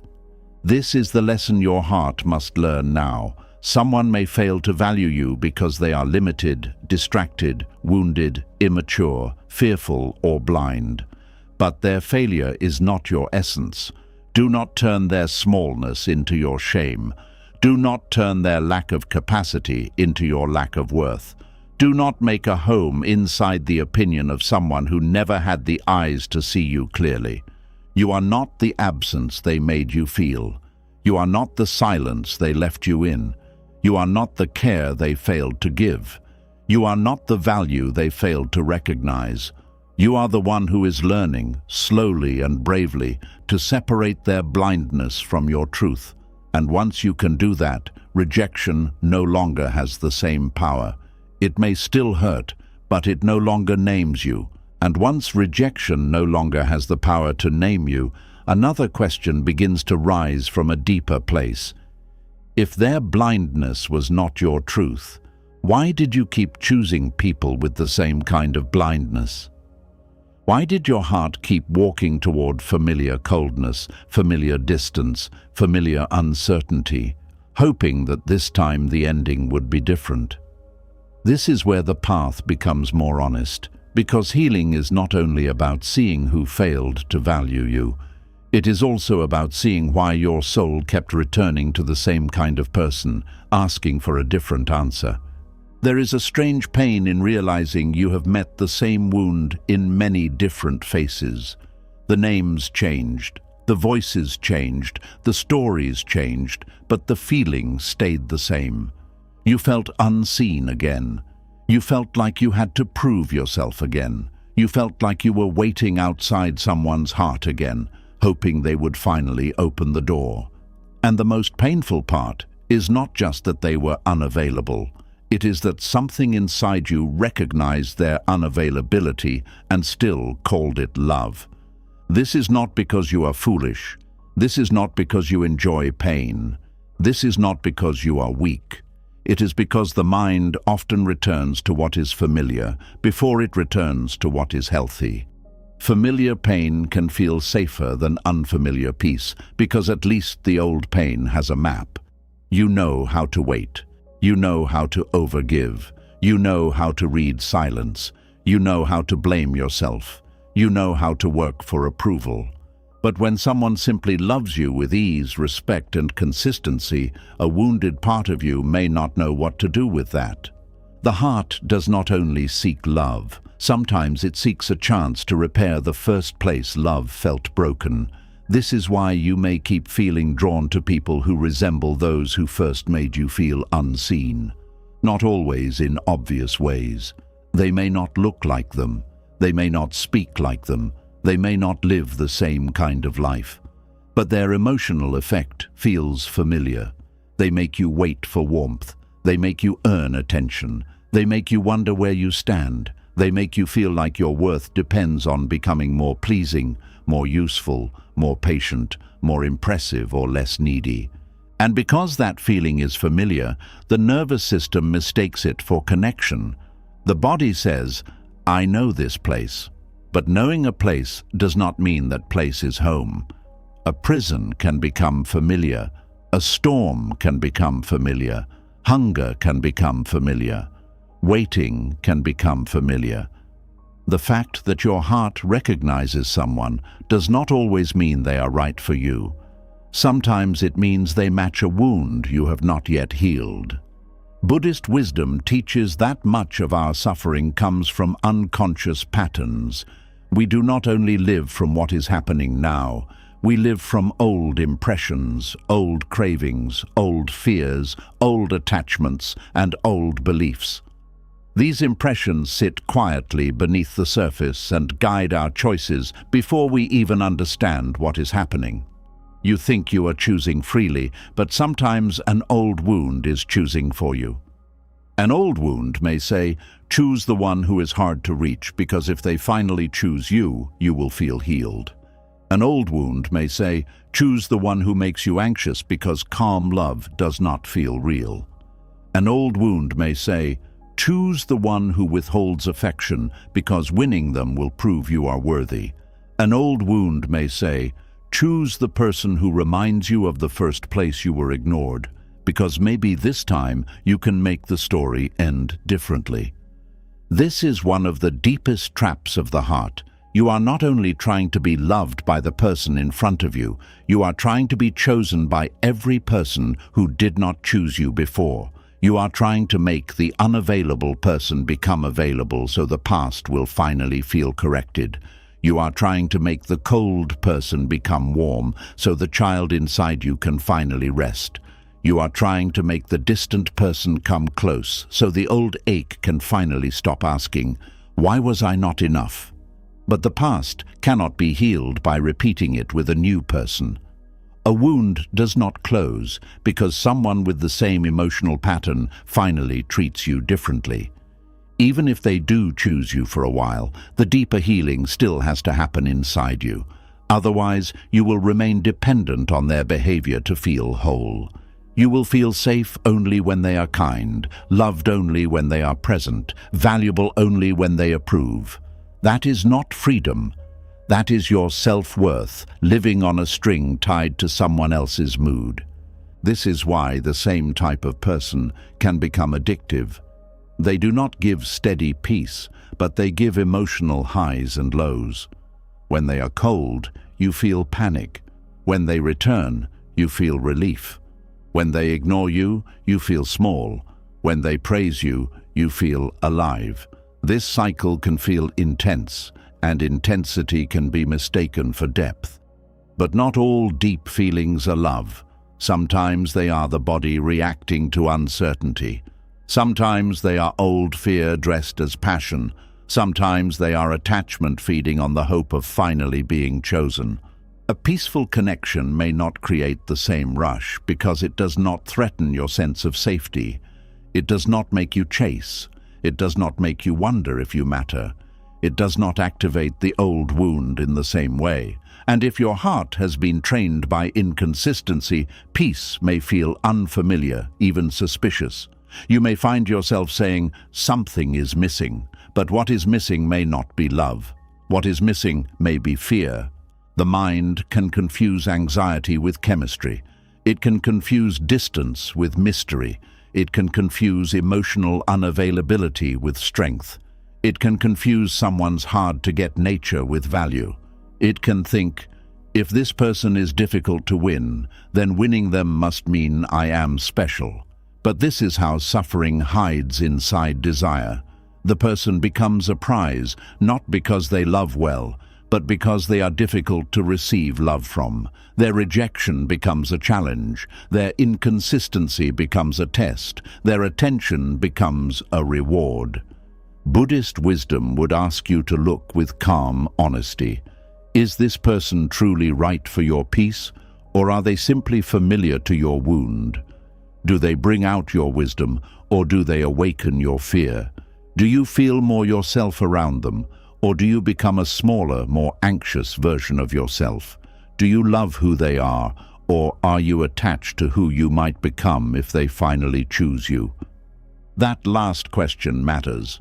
Sometimes you do not want the person as much as you want the version of yourself you think their approval will create. You think, if they choose me, I will finally feel beautiful. I will finally feel worthy. I will finally feel powerful. I will finally feel healed.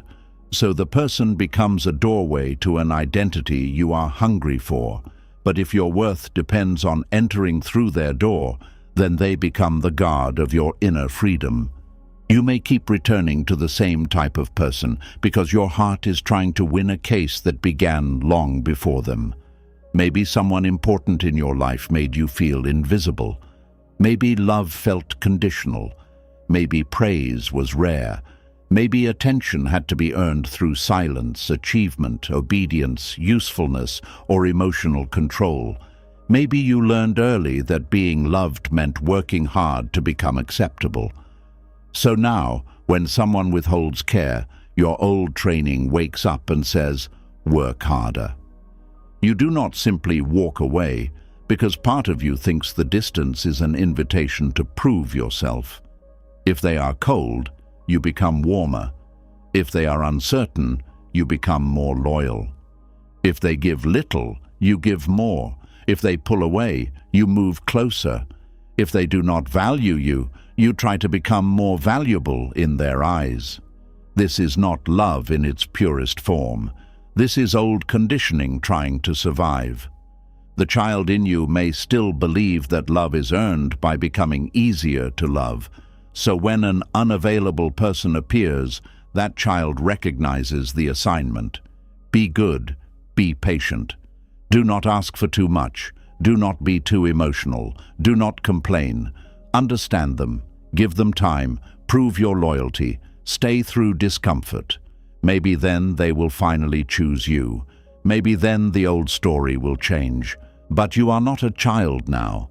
You do not have to keep proving your right to receive warmth. You do not have to keep standing before people who make love feel like a test. You do not have to keep repeating the first wound just because your nervous system learned its rhythm. The pattern may be old, but your awareness can be new. Awareness is the moment you stop calling every familiar feeling destiny. It is the moment you say, this feels known, but it may not be healthy. It is the moment you notice the attraction before you obey it. It is the moment you feel the pull towards someone emotionally distant and pause instead of running after them. It is the moment you ask, what part of me is being activated right now? Is this my wisdom choosing or my wound reaching? This pause is powerful because patterns feed on speed. The old self reacts quickly. It sends the message. It explains again. It forgives before the pain has even been understood. It returns before anything has changed. It chooses the same energy because it feels urgent. But healing requires slowing down. When you slow down, you make space for wisdom to enter. You begin to see what you used to repeat blindly. The same type of person often arrives with different packaging. One may appear charming and intense. Another may appear quiet and wounded. Another may appear successful but emotionally distant. Another may appear spiritual but unable to be accountable. Another may appear kind in public but avoidant in private. If you only look at the packaging, you may miss the pattern. So you must learn to look at the effect. How do they make your heart behave? Do you become calm or restless? Secure or desperate? Honest or edited? Open or afraid? Your body often recognizes the pattern before your mind admits it. The tightness in your chest, the urge to prove, the fear of asking a simple question, the need to check for signs, the sudden hunger for their approval, the way your mood rises and falls with their attention. These are not random reactions. They are messages. They are your inner life saying, "We have been here before." Do not ignore that message. Do not cover it with fantasy. Do not say, "But this person is different," while your body is showing you the same wound. Different details do not always mean different energy. A new face can carry an old pattern. A new relationship can repeat an old lesson. A new hope can lead back to an old ache if awareness is missing. This does not mean you must become suspicious of everyone. It means you must become honest with yourself. Healing is not about closing your heart. It is about opening your eyes. It is about learning to recognize the difference between a soul connection and a wound connection. A soul connection brings truth, growth, calm, respect, and mutual care. A wound connection brings obsession, anxiety, performance, and the old hunger to be finally chosen by someone who keeps making you feel unsure. A wound connection often feels strong because it touches something unfinished. It does not simply say, "I like this person." It says, "I need this person to choose me so I can feel okay." That need creates intensity. You may think about them constantly, not because the connection is healthy, but because your nervous system is trying to solve the uncertainty. The mind hates an open loop, so it keeps returning to the person, trying to get an answer that will finally close the pain. But some people are not answers. Some people are reminders. They remind you of where you still seek approval. They remind you of where you still abandon yourself. They remind you of the kind of love you were trained to chase. They remind you of the places inside you that still believe being chosen by the hard-to-reach person will finally make you whole. Their role is not always to stay. Sometimes their role is to reveal the pattern. When you see the pattern, do not shame yourself. Shame will only push you back into unconsciousness.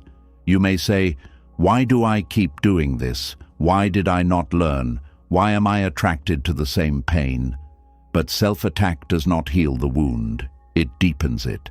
Speak to yourself with honesty and tenderness. Say, "I see what I have been repeating. I see why this felt familiar. I see the younger part of me that still wants a different ending. I can learn now." This kind of compassion is not weakness. It is necessary. You cannot heal a pattern by hating the part of you that carried it. That part was trying to protect you in the only way it knew. It believed that if you could finally win love from someone distant, the old emptiness would close. It believed that if you were patient enough, you would be safe. It believed that if you became valuable enough, no one would leave. It was mistaken, but it was not evil. It was wounded. Buddhist wisdom teaches us to meet suffering with awareness, not hatred. When you see craving, do not become cruel toward yourself. Observe it. When you see attachment, do not panic. Understand it. When you see repetition, do not collapse into shame. Bring light to it. What is seen clearly can begin to change. What is judged harshly often hides and returns in another form. One reason patterns repeat is because the mind mistakes unfinished pain for unfinished love. You may think you still love someone deeply when, in truth, part of you is still trying to understand why they did not love you well. You may keep returning, not because the relationship has life, but because the wound has questions. Why did they treat me like that? Why was I not enough? What did they see in others that they did not see in me? How could they receive my heart and still be careless with it? These questions can become chains. You think returning to the same type of person will answer them, but it usually creates more questions. Another unavailable person will not explain the first one. Another closed heart will not heal the first rejection. Another distant lover will not give you the childhood warmth you missed. They will only reopen the familiar place until you learn to stop seeking answers from the same kind of absence. The answer is not in making the unavailable available. The answer is in understanding why their unavailability feels so important. The answer is not in getting the cold person to become warm. The answer is in learning why coldness feels like something you must conquer. The answer is not in proving yourself to the person who does not see you. The answer is in no longer choosing people who make your worth feel like a question. Sometimes the pattern continues because peaceful people do not trigger the same desire to perform. If someone is emotionally available, you may feel exposed in a new way. You may not know how to receive without earning. You may feel uncomfortable when care is given freely. You may wonder when the catch will appear. You may test them, pull away, or become bored because your system is not used to love without anxiety.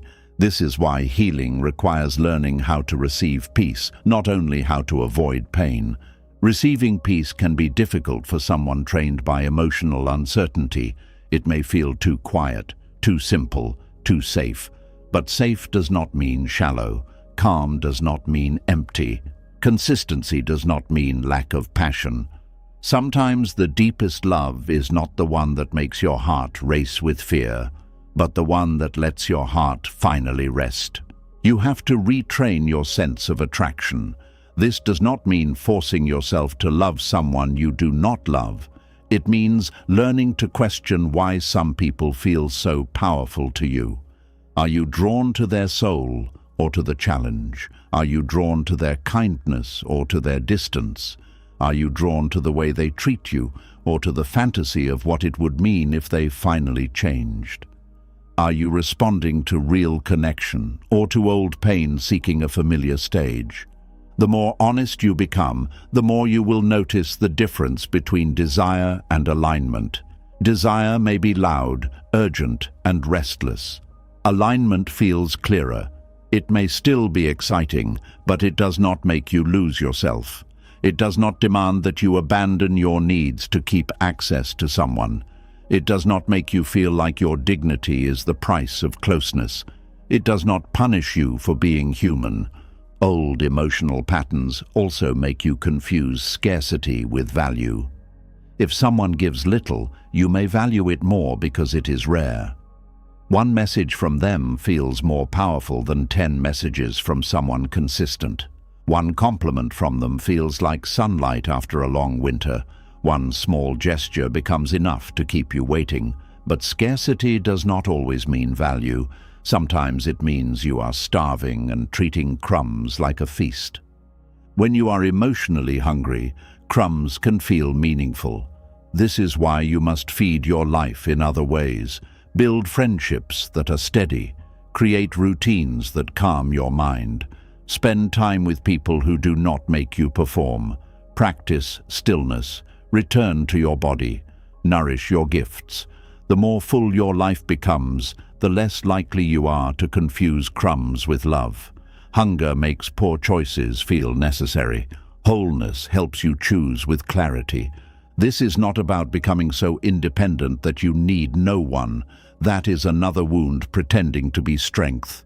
Human beings need connection. You are allowed to want love, affection, closeness, and understanding. But you must not let your need for connection drive you back to the same people who make you feel unseen. The path is not emotional starvation. The path is wise nourishment. Buddhist practice can help you break the pattern because it teaches you to watch the mind instead of becoming the mind. When the urge to return appears, you observe it. There is the craving for their approval. When the memory appears, you observe it. There is the sweetness my mind is using to pull me back. When the fear appears, you observe it. There is the belief that being alone means being unwanted. This observing creates distance, and in that distance, choice becomes possible. Without awareness, you are pulled. With awareness, you can pause. You can place a hand on your heart and ask, is returning to this energy an act of love toward myself? You can ask, am I seeking connection or trying to repair an old wound through this person? You can ask, have they shown the capacity to meet me, or am I chasing a possibility? These questions are lanterns. They help you see where the old road leads before you walk it again. There is also grief in breaking a pattern. You may have to grieve the fantasy that this time would be different. You may have to grieve the identity of being the one who finally changes someone. You may have to grieve the hope that if this kind of person chooses you, the old pain will disappear. You may have to grieve the comfort of the familiar, even when the familiar was hurting you. Healing is not only release. Sometimes it is mourning the dream that kept you attached. Let that grief come. Do not rush it. Do not call yourself weak because you miss a pattern that wounded you. The nervous system can miss what harmed it if that harm was familiar. Missing does not mean returning is wise. Longing does not mean the person is right. Sadness does not mean you made the wrong choice. Sometimes sadness is simply the sound of an old attachment losing its home. As you heal, you begin to choose differently in small ways first. You stop responding immediately to the person who only contacts you when they need comfort. You stop explaining yourself to someone who always twists your words. You stop giving special access to someone who gives you confusion in return. You stop treating anxiety as proof of love. You stop chasing the face that looks unimpressed. You stop measuring your beauty by the person least able to appreciate it. These small choices may not look dramatic from the outside, but inside they are powerful. Every time you do not repeat the old pattern, you teach your mind a new path. Every time you choose peace over the familiar ache, you weaken the old craving. Every time you let someone unavailable remain unavailable without trying to win them, you reclaim a piece of yourself. Eventually, the same type of person may still appear, but you will respond differently. Their distance will no longer feel like a challenge. Their mixed signals will no longer feel mysterious. Their coldness will no longer make you feel desperate to become warmer. Their inability to see you will no longer make you audition. You will recognize the pattern and say, I know this road. I know where it leads. I do not need to walk it again. That moment is freedom, not because temptation never comes, but because awareness comes with it. Not because your heart becomes hard, but because your heart becomes guided. You can still feel attraction. You can still feel curiosity. You can still feel the pull of old energy. But now you have wisdom beside you. You are no longer a child reaching for the same unavailable love. You are an awake person choosing where your spirit can breathe. This is how you begin to give yourself the answer you kept seeking from others. The answer is not, yes, you are worthy because this difficult person finally chose you. The answer is, you are worthy even if the difficult person never changes. The answer is not, you are lovable because you won over the cold heart.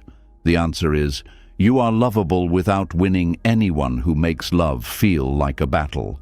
The answer is not, you are enough because the old pattern ended happily. The answer is, you are enough, so the old pattern no longer has to continue. There is deep courage in choosing a new kind of person, someone who is not your usual type, someone whose care does not feel like a chase, someone whose presence does not activate your fear, someone who may not give you the old rush but gives you respect, honesty, gentleness, and consistency. At first, you may not know how to trust it. That is okay. Healing often feels unfamiliar before it feels safe. Give yourself time to adjust to healthy love, healthy friendship, healthy connection. Let your body learn that calm is not danger. Let your mind learn that consistency is not boring. Let your heart learn that you do not have to earn every bit of warmth. Let your spirit learn that being seen does not have to feel like begging. And before choosing anyone else, practice being the person who no longer makes yourself unseen. Do not ignore your own discomfort. Do not dismiss your own needs. Do not silence your own truth just to keep someone near. Do not abandon your own peace to win approval. If you keep making yourself invisible, you will keep feeling drawn to people who continue the same pattern. But when you begin to see yourself, you become less available to those who refuse to see you. This is where the pattern breaks at the root. Not only by avoiding certain people, but by no longer being the version of yourself who finds their distance attractive. The old you may have been drawn to uncertainty because it matched an old wound. The healing you becomes drawn to presence because it matches your growing peace. The old you may have chased approval. The healing you seeks alignment. The old you may have asked, how can I make them choose me? The healing you asks, do I feel safe, respected, and whole here? When this shift happens, your life changes. You stop confusing rejection with a mission. You stop turning unavailability into a mountain you must climb. You stop asking people who resemble your wound to become your cure. You stop placing your future in the hands of those who keep reopening your past. You begin to understand that some attractions are not invitations. Some are lessons asking to be completed. So, if you have returned again and again to the same kind of person for a different answer, do not condemn yourself. See the pattern with compassion. You were trying to heal. You were trying to be chosen. You were trying to make the old pain end differently. But now you are learning that the answer you needed was never going to come from another emotionally unavailable face. It was going to come from the moment you stopped repeating the question. The question was, will you finally see me? The new answer is, I see myself now. The question was, will you finally choose me? The new answer is, I choose myself now. The question was, will you finally prove I am enough? The new answer is, I will no longer place my enoughness in the hands of those who make me beg for it. This is not the end of love. It is the beginning of wiser love, a love that does not come from panic, a love that does not try to repair childhood through another person's approval, a love that does not run toward closed doors because they feel familiar, a love that can recognize peace when it arrives, even if peace feels new, a love that includes you. And as this wisdom settles, you begin to walk differently. You stop chasing the same silence. You stop calling the same distance destiny. You stop mistaking the same ache for chemistry. You stop returning to the same emotional room expecting a different answer from the same kind of emptiness. You gently close the door, not because you have stopped loving, but because you have finally started learning. The pattern ends when your awareness becomes stronger than your craving. It ends when your self-respect becomes stronger than your fear of being alone. It ends when your peace becomes more precious than the old need to be chosen by those who resemble the ones who first made you feel unseen. And in that ending, something sacred begins. You are no longer trying to rewrite the past through people who keep repeating it. You are no longer asking old wounds to give new answers. You are no longer running back to the same hunger and calling it love. You are standing in the present with clearer eyes, a softer heart, and a deeper promise to yourself. I will not keep returning to what makes me abandon me. That promise is where healing begins to feel real. That promise is where healing begins to feel real. I will not keep returning to what makes me abandon me. But the moment you make that promise, life will ask you to live it in the places where your thirst is strongest. It is easy to speak self-worth when no one is withholding love from you. It is harder when the same cold person appears. The same distracted person gives you half attention. The same selfish person offers just enough to keep you thirsty, and something inside you wants to go back to the well that has been empty for years. There is a kind of thirst that makes people forget themselves. It is not thirst for water. It is thirst for approval, warmth, reassurance, tenderness, attention, and the feeling of finally being enough. And when that thirst becomes too deep, the heart may kneel anywhere. It may kneel before people who are cold. It may kneel before people who are selfish. It may kneel before people who are too distracted to notice your pain.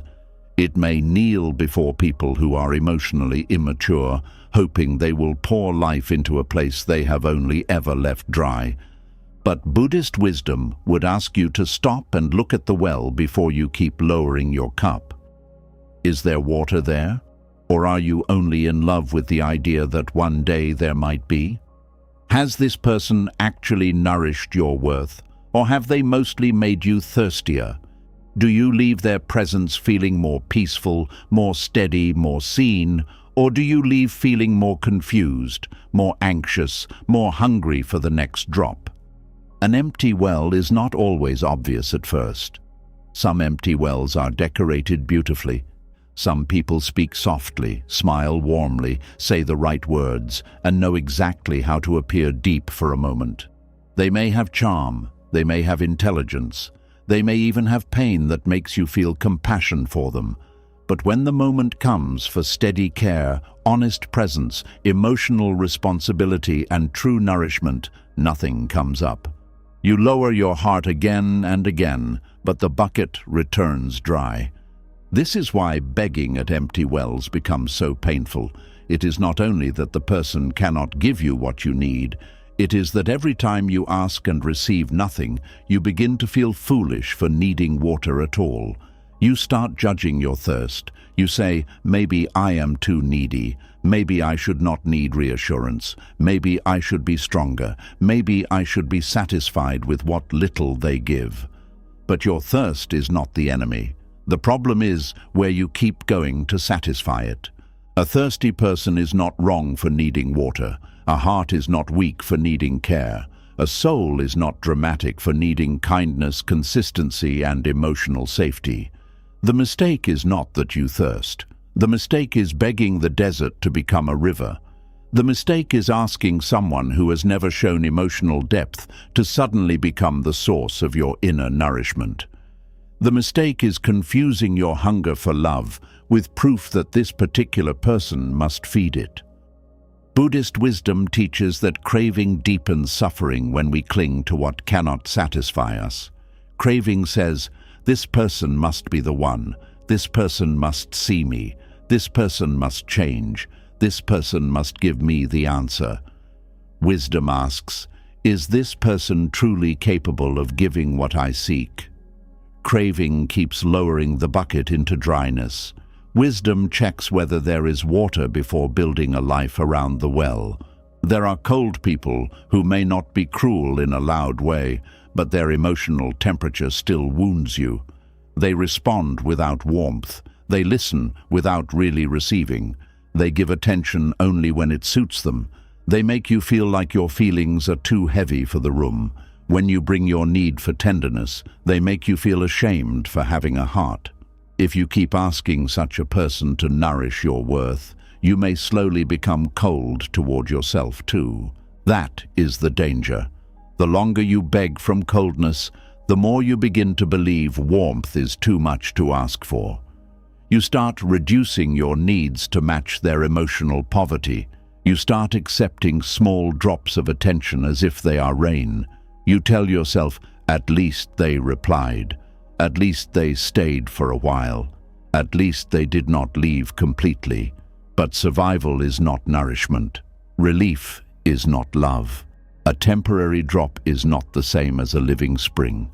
There are selfish people who cannot nourish your worth because everything must return to them. Your pain becomes inconvenient unless it affects their comfort. Your needs become important only when they fear losing access to you. Your kindness is welcomed, but your boundaries are treated like betrayal. They may enjoy your loyalty, but they do not ask what it costs you. They may receive your effort, but they do not wonder whether you are tired. They may want your presence, but not your full humanity. When you beg at the well of selfishness, your cup may return not only empty, but cracked. Because selfish people do not simply fail to give. They often take while you are asking. You come for care, and they turn the conversation toward their own wound. You come for reassurance, and they make you reassure them. You come for understanding, and they make you feel guilty for speaking. You arrive thirsty, and somehow you leave carrying their bucket too. This is why the heart becomes exhausted. It is not only thirsty, it is overused. It has been giving water to people who never noticed the well inside you was drying. It has been smiling while empty. It has been saying, "I understand," while secretly longing to be understood. It has been holding others while wondering when someone will hold it. And because you are kind, you may think this is love. But sometimes it is imbalance disguised as devotion. There are distracted people who may not mean harm, yet they cannot nourish you because they are never truly present. Their body is there, but their mind is elsewhere. Their attention is divided between desire, ambition, entertainment, worry, image, and endless noise. They hear your words, but they do not absorb them. They notice your presence, but not your pain. They respond to your messages, but not to your heart. Around them, you may feel like a voice speaking into a room where no one is fully awake. Begging from distraction can make you feel invisible in a unique way. The person is not always rejecting you directly. They are simply absent while present, and that can confuse you. You tell yourself, they are busy, they are stressed, they have a lot going on. Maybe they do. But if someone is always too distracted to care for what matters to you, their busyness becomes a wall. And if you keep pressing your worth against that wall, you will keep walking away bruised. Then there are emotionally immature people. They may want connection, but they do not know how to sustain it. They may enjoy closeness when it feels good, but avoid it when it asks for responsibility. They may make promises in emotional moments, then forget them when the pressure passes. They may apologize when they feel guilty, but repeat the same behavior when self-awareness is required. They may say they care, but they lack the emotional discipline to show care consistently. When you ask an emotionally immature person to nourish your worth, you are asking a childlike heart to do adult work. And because you may see their potential, you keep waiting. You think, they are learning, they are trying, they have been hurt too. But a person's past pain does not automatically make them ready to love well. Sometimes pain makes people more compassionate. Sometimes it makes them more defended. Sometimes it makes them more selfish. Sometimes it makes them more afraid of responsibility. You must look at what the pain has produced, not only at the pain itself. Buddhist wisdom does not ask you to condemn these people. It asks you to see clearly. A cold person may be cold because they were never shown warmth. A selfish person may be selfish because they live in fear of not having enough. A distracted person may be running from their own mind. An immature person may not have been taught emotional responsibility. You can understand all of that and still accept that they cannot be your well. This is where compassion and clarity must walk together. Compassion says, may they heal. Clarity says, I cannot drink from what is dry. Compassion says, they have causes behind their behavior. Clarity says, their causes do not remove the effect on me. Compassion says, they are suffering too. Clarity says, I do not have to suffer beside them to prove I am kind. Many people confuse spiritual love with endless access. They think being kind means staying available to everyone, even those who keep draining them. But Buddhism is not a path of emotional self-erasure. It is a path of awakening. Awakening means you notice cause and effect. If going to someone always leaves you thirstier, that is information. If explaining your heart always leaves you ashamed, that is information. If loving them always makes you abandon yourself, that is information. Wisdom listens to information. Your thirst deepens when you keep asking the wrong people to nourish it, because each failed attempt adds a new layer of hurt. First, you feel the need. Then you reach out. Then they fail to meet you. Then you feel rejected. Then you blame yourself for needing. Then you promise to need less. Then the thirst returns stronger because it was never truly met. This cycle can continue for years until you are not only thirsty for love, you are thirsty for the version of yourself that existed before you started begging. There is a quiet dignity that returns when you stop asking dry places to become rivers. At first, it may feel like loss because you are used to the ritual of trying. You are used to hoping, explaining, waiting, checking, forgiving, and returning. Your hands may feel empty when you stop carrying the bucket. But that emptiness is not failure. It is space. It is the beginning of no longer wasting your energy where life has shown you there is no nourishment. The mind may resist this. It may say, but what if this time is different? That is craving speaking. It may say, but they gave me something once. That is memory speaking. It may say, but I have already invested so much. That is attachment speaking. It may say, but I do not want to start over. That is fear speaking. Listen to these voices, but do not let them lead you. The fact that a voice is loud does not mean it is wise. A well that gave 1 drop 3 years ago is still not a reliable source of water. A person who was kind once is not automatically safe now. A person who showed tenderness in the beginning is not automatically capable of care in the present.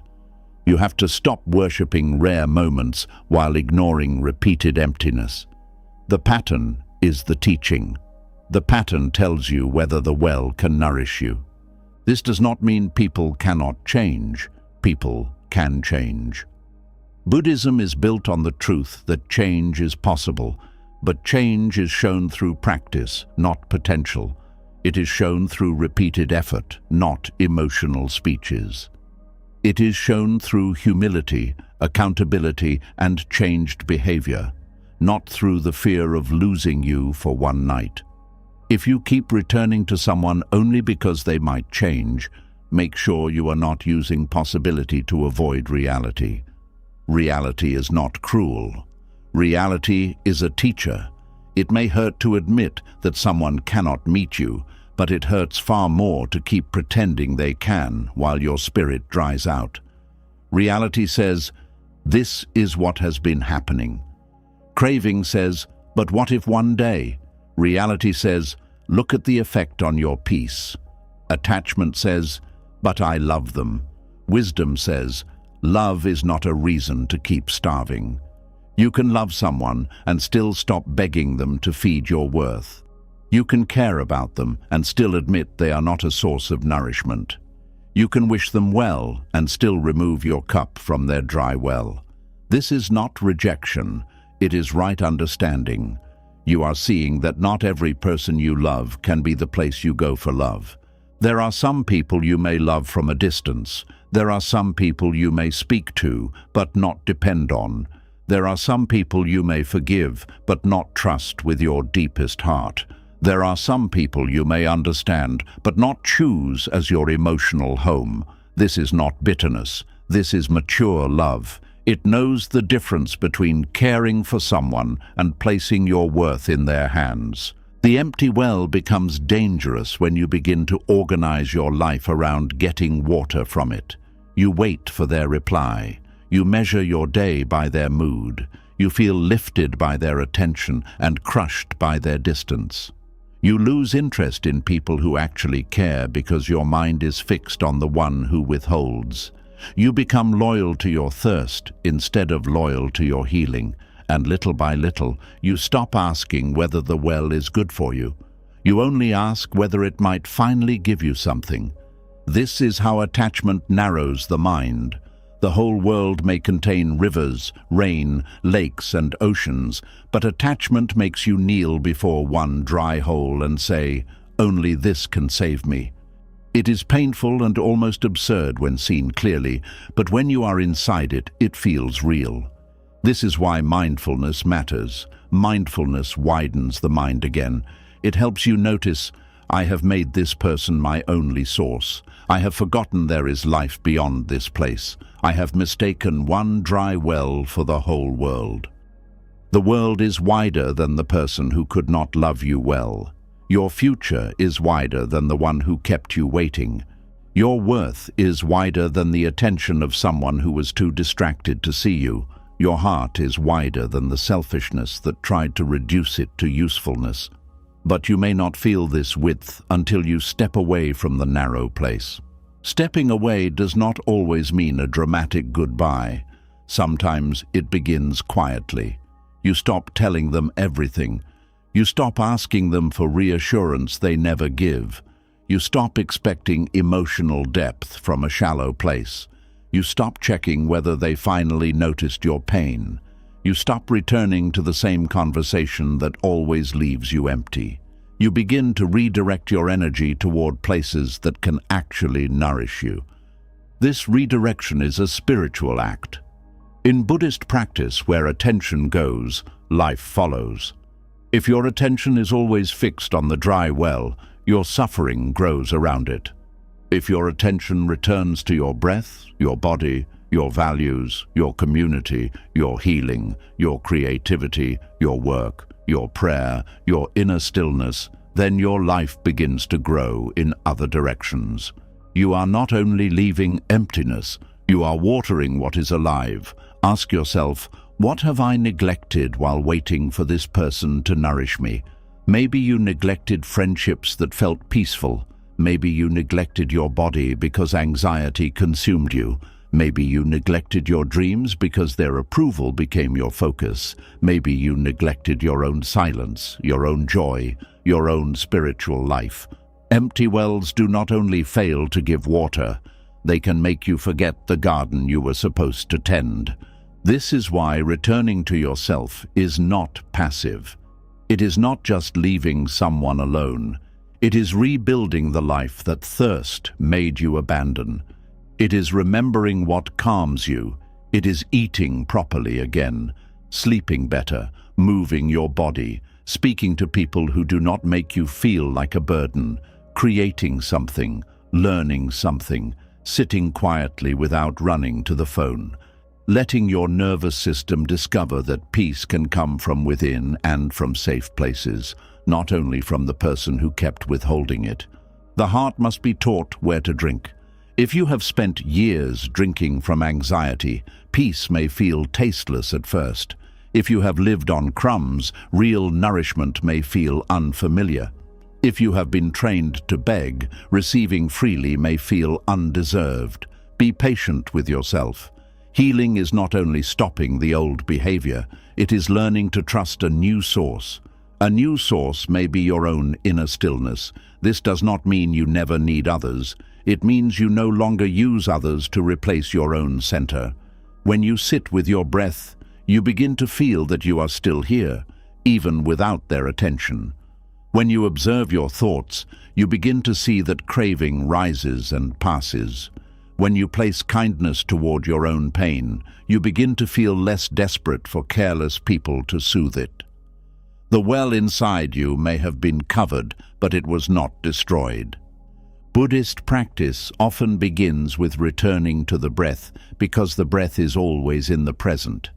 Rejection pulls you into the past and future. Why did they not choose me? Will they ever come back? What did I do wrong? What if I never find love? The breath says, here. Not as an escape, but as a doorway. Here, your body is alive. Here, your heart can be held. Here, you can stop running towards someone who keeps leaving you thirsty. Here, you can choose the next wise action. Sometimes the next wise action is not sending the message. Sometimes it is not checking their page. Sometimes it is not explaining again. Sometimes it is not trying to make them understand your worth. Sometimes it is drinking water, taking a walk, calling a trusted friend, writing the truth in a journal, or sitting with the ache until the wave passes. These small acts may seem simple, but they are how you stop begging at empty wells. You interrupt the old path and create a new one. The urge to beg often comes in waves. It rises strongly, makes you feel like you must act, then slowly fades if you do not feed it. This is important. You do not have to obey every wave. A craving can feel like a command, but it is only a movement in the mind and body. It says, go back, ask again, try again, maybe this time. But if you breathe and wait, you may feel the deeper truth underneath. I am hurting. I want comfort. I want to feel chosen. I want this thirst to end. Once you hear that truth, you can comfort the thirst without returning to the dry place. This is self-compassion, not spoiling yourself, not lying to yourself, not pretending you do not need love. Self-compassion is the act of meeting your thirst with kindness instead of shame. It says, of course you want to be seen, of course you want warmth, of course this hurts, but we are not going back to what keeps making us empty. That sentence carries both tenderness and strength. It is the voice many people needed long ago but never heard. The empty well may test you by suddenly offering a drop when you are leaving. This happens often. When you stop begging, the person may sense your energy changing. They may become warmer. They may reach out. They may say what you once needed to hear. They may give enough to make you question your decision. Be careful. A drop is not always a river. Sometimes people offer a little when they feel access slipping, not because they have become a source of true nourishment. Do not judge only the drop. Watch what follows. Is there consistency? Is there humility? Is there accountability? Is there change without you forcing it? Is there care when they are not afraid of losing you? Is there presence when things are inconvenient? If not, the drop may be another hook, and your thirst may turn that hook into hope. Hope must be disciplined by wisdom. Hope without wisdom will lead you back to the same dry place. Wisdom does not kill hope, it cleans it. It says, I hope they heal, but I will not starve while waiting. I hope they grow, but I will not make their growth my oxygen. I hope life brings peace to both of us, but I will stop confusing their occasional attention with nourishment. Some people may accuse you of becoming cold when you stop begging. They were comfortable when your thirst made you available. They liked the version of you that kept asking, kept giving, kept waiting. When you begin to protect your cup, they may call you different, distant, selfish, proud, or unforgiving. But do not let those words frighten you back into thirst. Sometimes people call you cold when you stop burning yourself to keep them warm. You are allowed to change. You are allowed to become less available to what drains you. You are allowed to become quieter around people who do not listen. You are allowed to stop offering emotional access to those who mishandle it. You are allowed to stop bringing your deepest needs to those who repeatedly show they cannot meet them. This is not cruelty. This is the beginning of inner order. Inner order matters because suffering often comes from putting things in the wrong place. You place your worth in someone else's approval. You place your peace in someone else's consistency. You place your healing in someone else's apology. You place your identity in someone else's attention. Then, when they fail, everything inside you shakes. Buddhism invites you to place things where they belong. Your worth belongs in truth. Your peace belongs in practice. Your healing belongs in awareness. Your love belongs where it can flow without destroying you. Not every need should be taken to every person. This sounds simple, but it is life-changing. You may have a parent you cannot take emotional vulnerability to. You may have a friend you cannot take your deepest fears to. You may have a partner who is not yet capable of holding certain parts of you with care. You may have someone you love who cannot be your safe place. Accepting this can hurt, but it also prevents further harm. You stop expecting a door to be a bed. You stop expecting a wall to become a window. You let things be what they are. Acceptance is not approval. It does not mean saying their coldness is okay. It means you stop arguing with the fact that they are cold. You stop saying, but they should be warmer, as if your should can heat them. You see what is here, then you decide wisely. Acceptance gives you power because you are no longer trapped in fantasy. You can finally respond to reality. When you accept that a well is empty, you naturally begin to search for water elsewhere. This is not betrayal. It is survival. It is wisdom. It is the body moving toward life. You were not created to kneel forever at dryness. Your heart was not made to beg for drops from people who do not know how to give. Your worth was not meant to become thinner each time someone failed to nourish it. The right nourishment does not always come from one person. Sometimes it comes from many sources. A trusted friend who listens with care, a spiritual practice that steadies you, a therapist or mentor who helps you see your patterns, a community where you are not made to feel strange for having a heart, a creative gift that reconnects you with your own life, a quiet morning where you realize you are no longer waiting for the same person to decide your mood. These forms of nourishment may not feel as dramatic as winning the attention of the unavailable person, but they build something stronger. They build a life where your worth is not starving. They build a mind that no longer depends on emotional gambling. They build a heart that can love without begging. They build dignity. Dignity is the feeling of standing up from the dry well and saying, "I wanted water here, but I will not die here." It is not anger. It is not revenge. It is not pride in the shallow sense. It is the quiet memory of your own sacredness. Dignity says, "My thirst matters, my heart matters, my peace matters. I can care about someone and still refuse to keep emptying myself for them." This dignity may feel new if you have spent years confusing love with pursuit. But let it grow. Let it change the way you choose. Let it teach you to notice who nourishes you and who only activates your hunger. Let it teach you to value the people who show up steadily, not only the people who awaken longing. Let it teach you to stop making gods out of those who give you the least. The less someone gives, the more the wounded mind may obsess.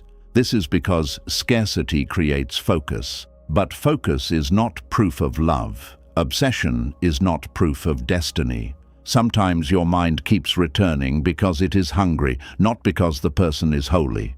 When you feed the hunger in healthier ways, the obsession often loses its power. You begin to see the person more clearly, not as the answer, not as the source, not as the final judge of your worth, just as a person with limits. And seeing them as limited is freeing. You no longer need to hate them. You no longer need to worship them. You no longer need to beg them. You can simply say, "They do not have what I kept asking for." That sentence may be sad, but it is clean. It does not attack them, and it does not attack you. It names reality. This clean sadness is better than dirty hope. Dirty hope keeps you trapped in denial, bargaining, and self-betrayal. Clean sadness allows grief, but it also allows movement. It says, "I wish it were different, but I see what is true." That kind of sadness can heal because it does not keep reopening the wound with fantasy. There will come a moment when you realize the empty well was not only a person, it was a belief. The belief that your worth must be confirmed by someone who withholds. The belief that love is more meaningful when it is hard to get. The belief that being chosen by a cold person will finally make you feel warm inside. The belief that you must convince, prove, and perform before you deserve care. Once you see the belief, you can begin to release the whole pattern, not just one person. This is the deeper Buddhist lesson. The outer well is dry because the inner attachment is thirsty in a confused way. It is searching outside for what must be remembered within. You cannot force another person to become your source of worth.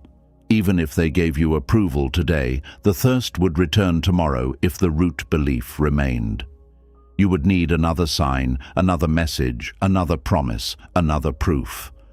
Craving is never satisfied for long. It always asks for more. Inner worth is different. It does not need constant feeding from unstable sources. It is nourished by awareness, right action, self-respect, compassion, and truth. Each time you act in alignment with your dignity, the inner well fills a little. Each time you tell yourself the truth instead of chasing illusion, it fills a little. Each time you choose not to beg where you have been emptied before, it fills a little. Each time you sit with your pain without abandoning yourself, it fills a little. One day, you may look back and see that you are no longer thirsty in the same desperate way. You still want love, but you do not want it at the cost of your soul. You still enjoy attention, but you do not collapse without it. You still care about people, but you do not make their limitations your prison. You still feel rejection, but you do not run back to empty wells to fix it. You have learned where not to drink. This is not the end of desire. It is the purification of desire. You begin to desire what brings peace, not just what triggers longing. You begin to desire honesty, not confusion. Mutual care, not emotional crumbs. Presence, not performance. Depth, not drama. You begin to understand that the heart does not need to be punished in order to feel alive. So if you have been begging at empty wells, let this truth meet you gently. You were not wrong for being thirsty. You were wronged by the belief that dryness was all you deserved. You were not foolish for wanting love. You were hurting because you kept asking those without water to become your rain. You were not too needy. You were undernourished. And now wisdom is asking you to stop calling thirst devotion. Stand up from the well, not with hatred, not with bitterness, not with the need to prove anything. Stand up because your knees are tired. Stand up because your cup matters. Stand up because your heart has waited long enough beside what cannot feed it. Stand up because somewhere beyond this dry place, there is life you have not yet allowed yourself to receive. The empty well may remain empty. Let it.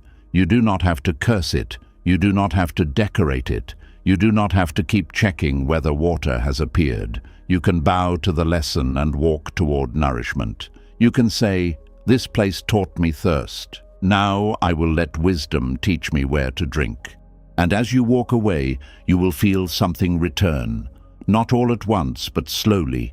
Your energy, your dignity, your clarity, your appetite for life, your ability to laugh without waiting for their approval, your ability to rest without replaying their silence, your ability to love without begging. The water you were seeking begins to rise from places you had forgotten, your breath, your truth, your inner stillness, your safe connections, your own returning heart. This is how the thirst begins to end, not because the empty well finally changes, but because you finally stop kneeling there. And if you have listened this far, let this truth settle gently in your heart. Rejection was never the final proof that you were not enough. Sometimes it was only the painful sign that you were asking the wrong people to see what they did not have the wisdom, maturity, or openness to recognize. You kept bringing your light to clouded eyes. You kept placing your heart in closed hands. You kept lowering your cup into empty wells, hoping that one day cold people would become warm, distracted people would become present, and unavailable people would finally choose you with care. But Buddhist wisdom brings you back to something deeper. Your worth was never meant to depend on someone else's blindness. Their inability to value you is not proof that you lack value. Their rejection is not your identity. Their silence is not your name. Their distance is not your destiny. Some people cannot see you because they have not learned how to see clearly. Some cannot hold your love because they have not learned how to hold anything sacred. Some cannot nourish your heart because they are thirsty, empty, and lost within themselves. So stop begging to be chosen by people who make you abandon yourself. Stop returning to the same wound, hoping for a different answer. Stop explaining your worth to those who benefit from misunderstanding it. The moment you stop auditioning for love, something inside you becomes free. You begin to choose peace over panic, dignity over desperation, and truth over the painful need to be approved by everyone. And now, I want you to leave one honest word in the comments. Write, "I choose myself," if you are ready to stop asking the wrong people to define your worth. Let that comment be more than a sentence. Let it be a quiet promise to your own heart. If this teaching helped you see your pain differently, subscribe to the channel and stay with us. More Buddhist wisdom is coming to help you return to yourself, one lesson at a time.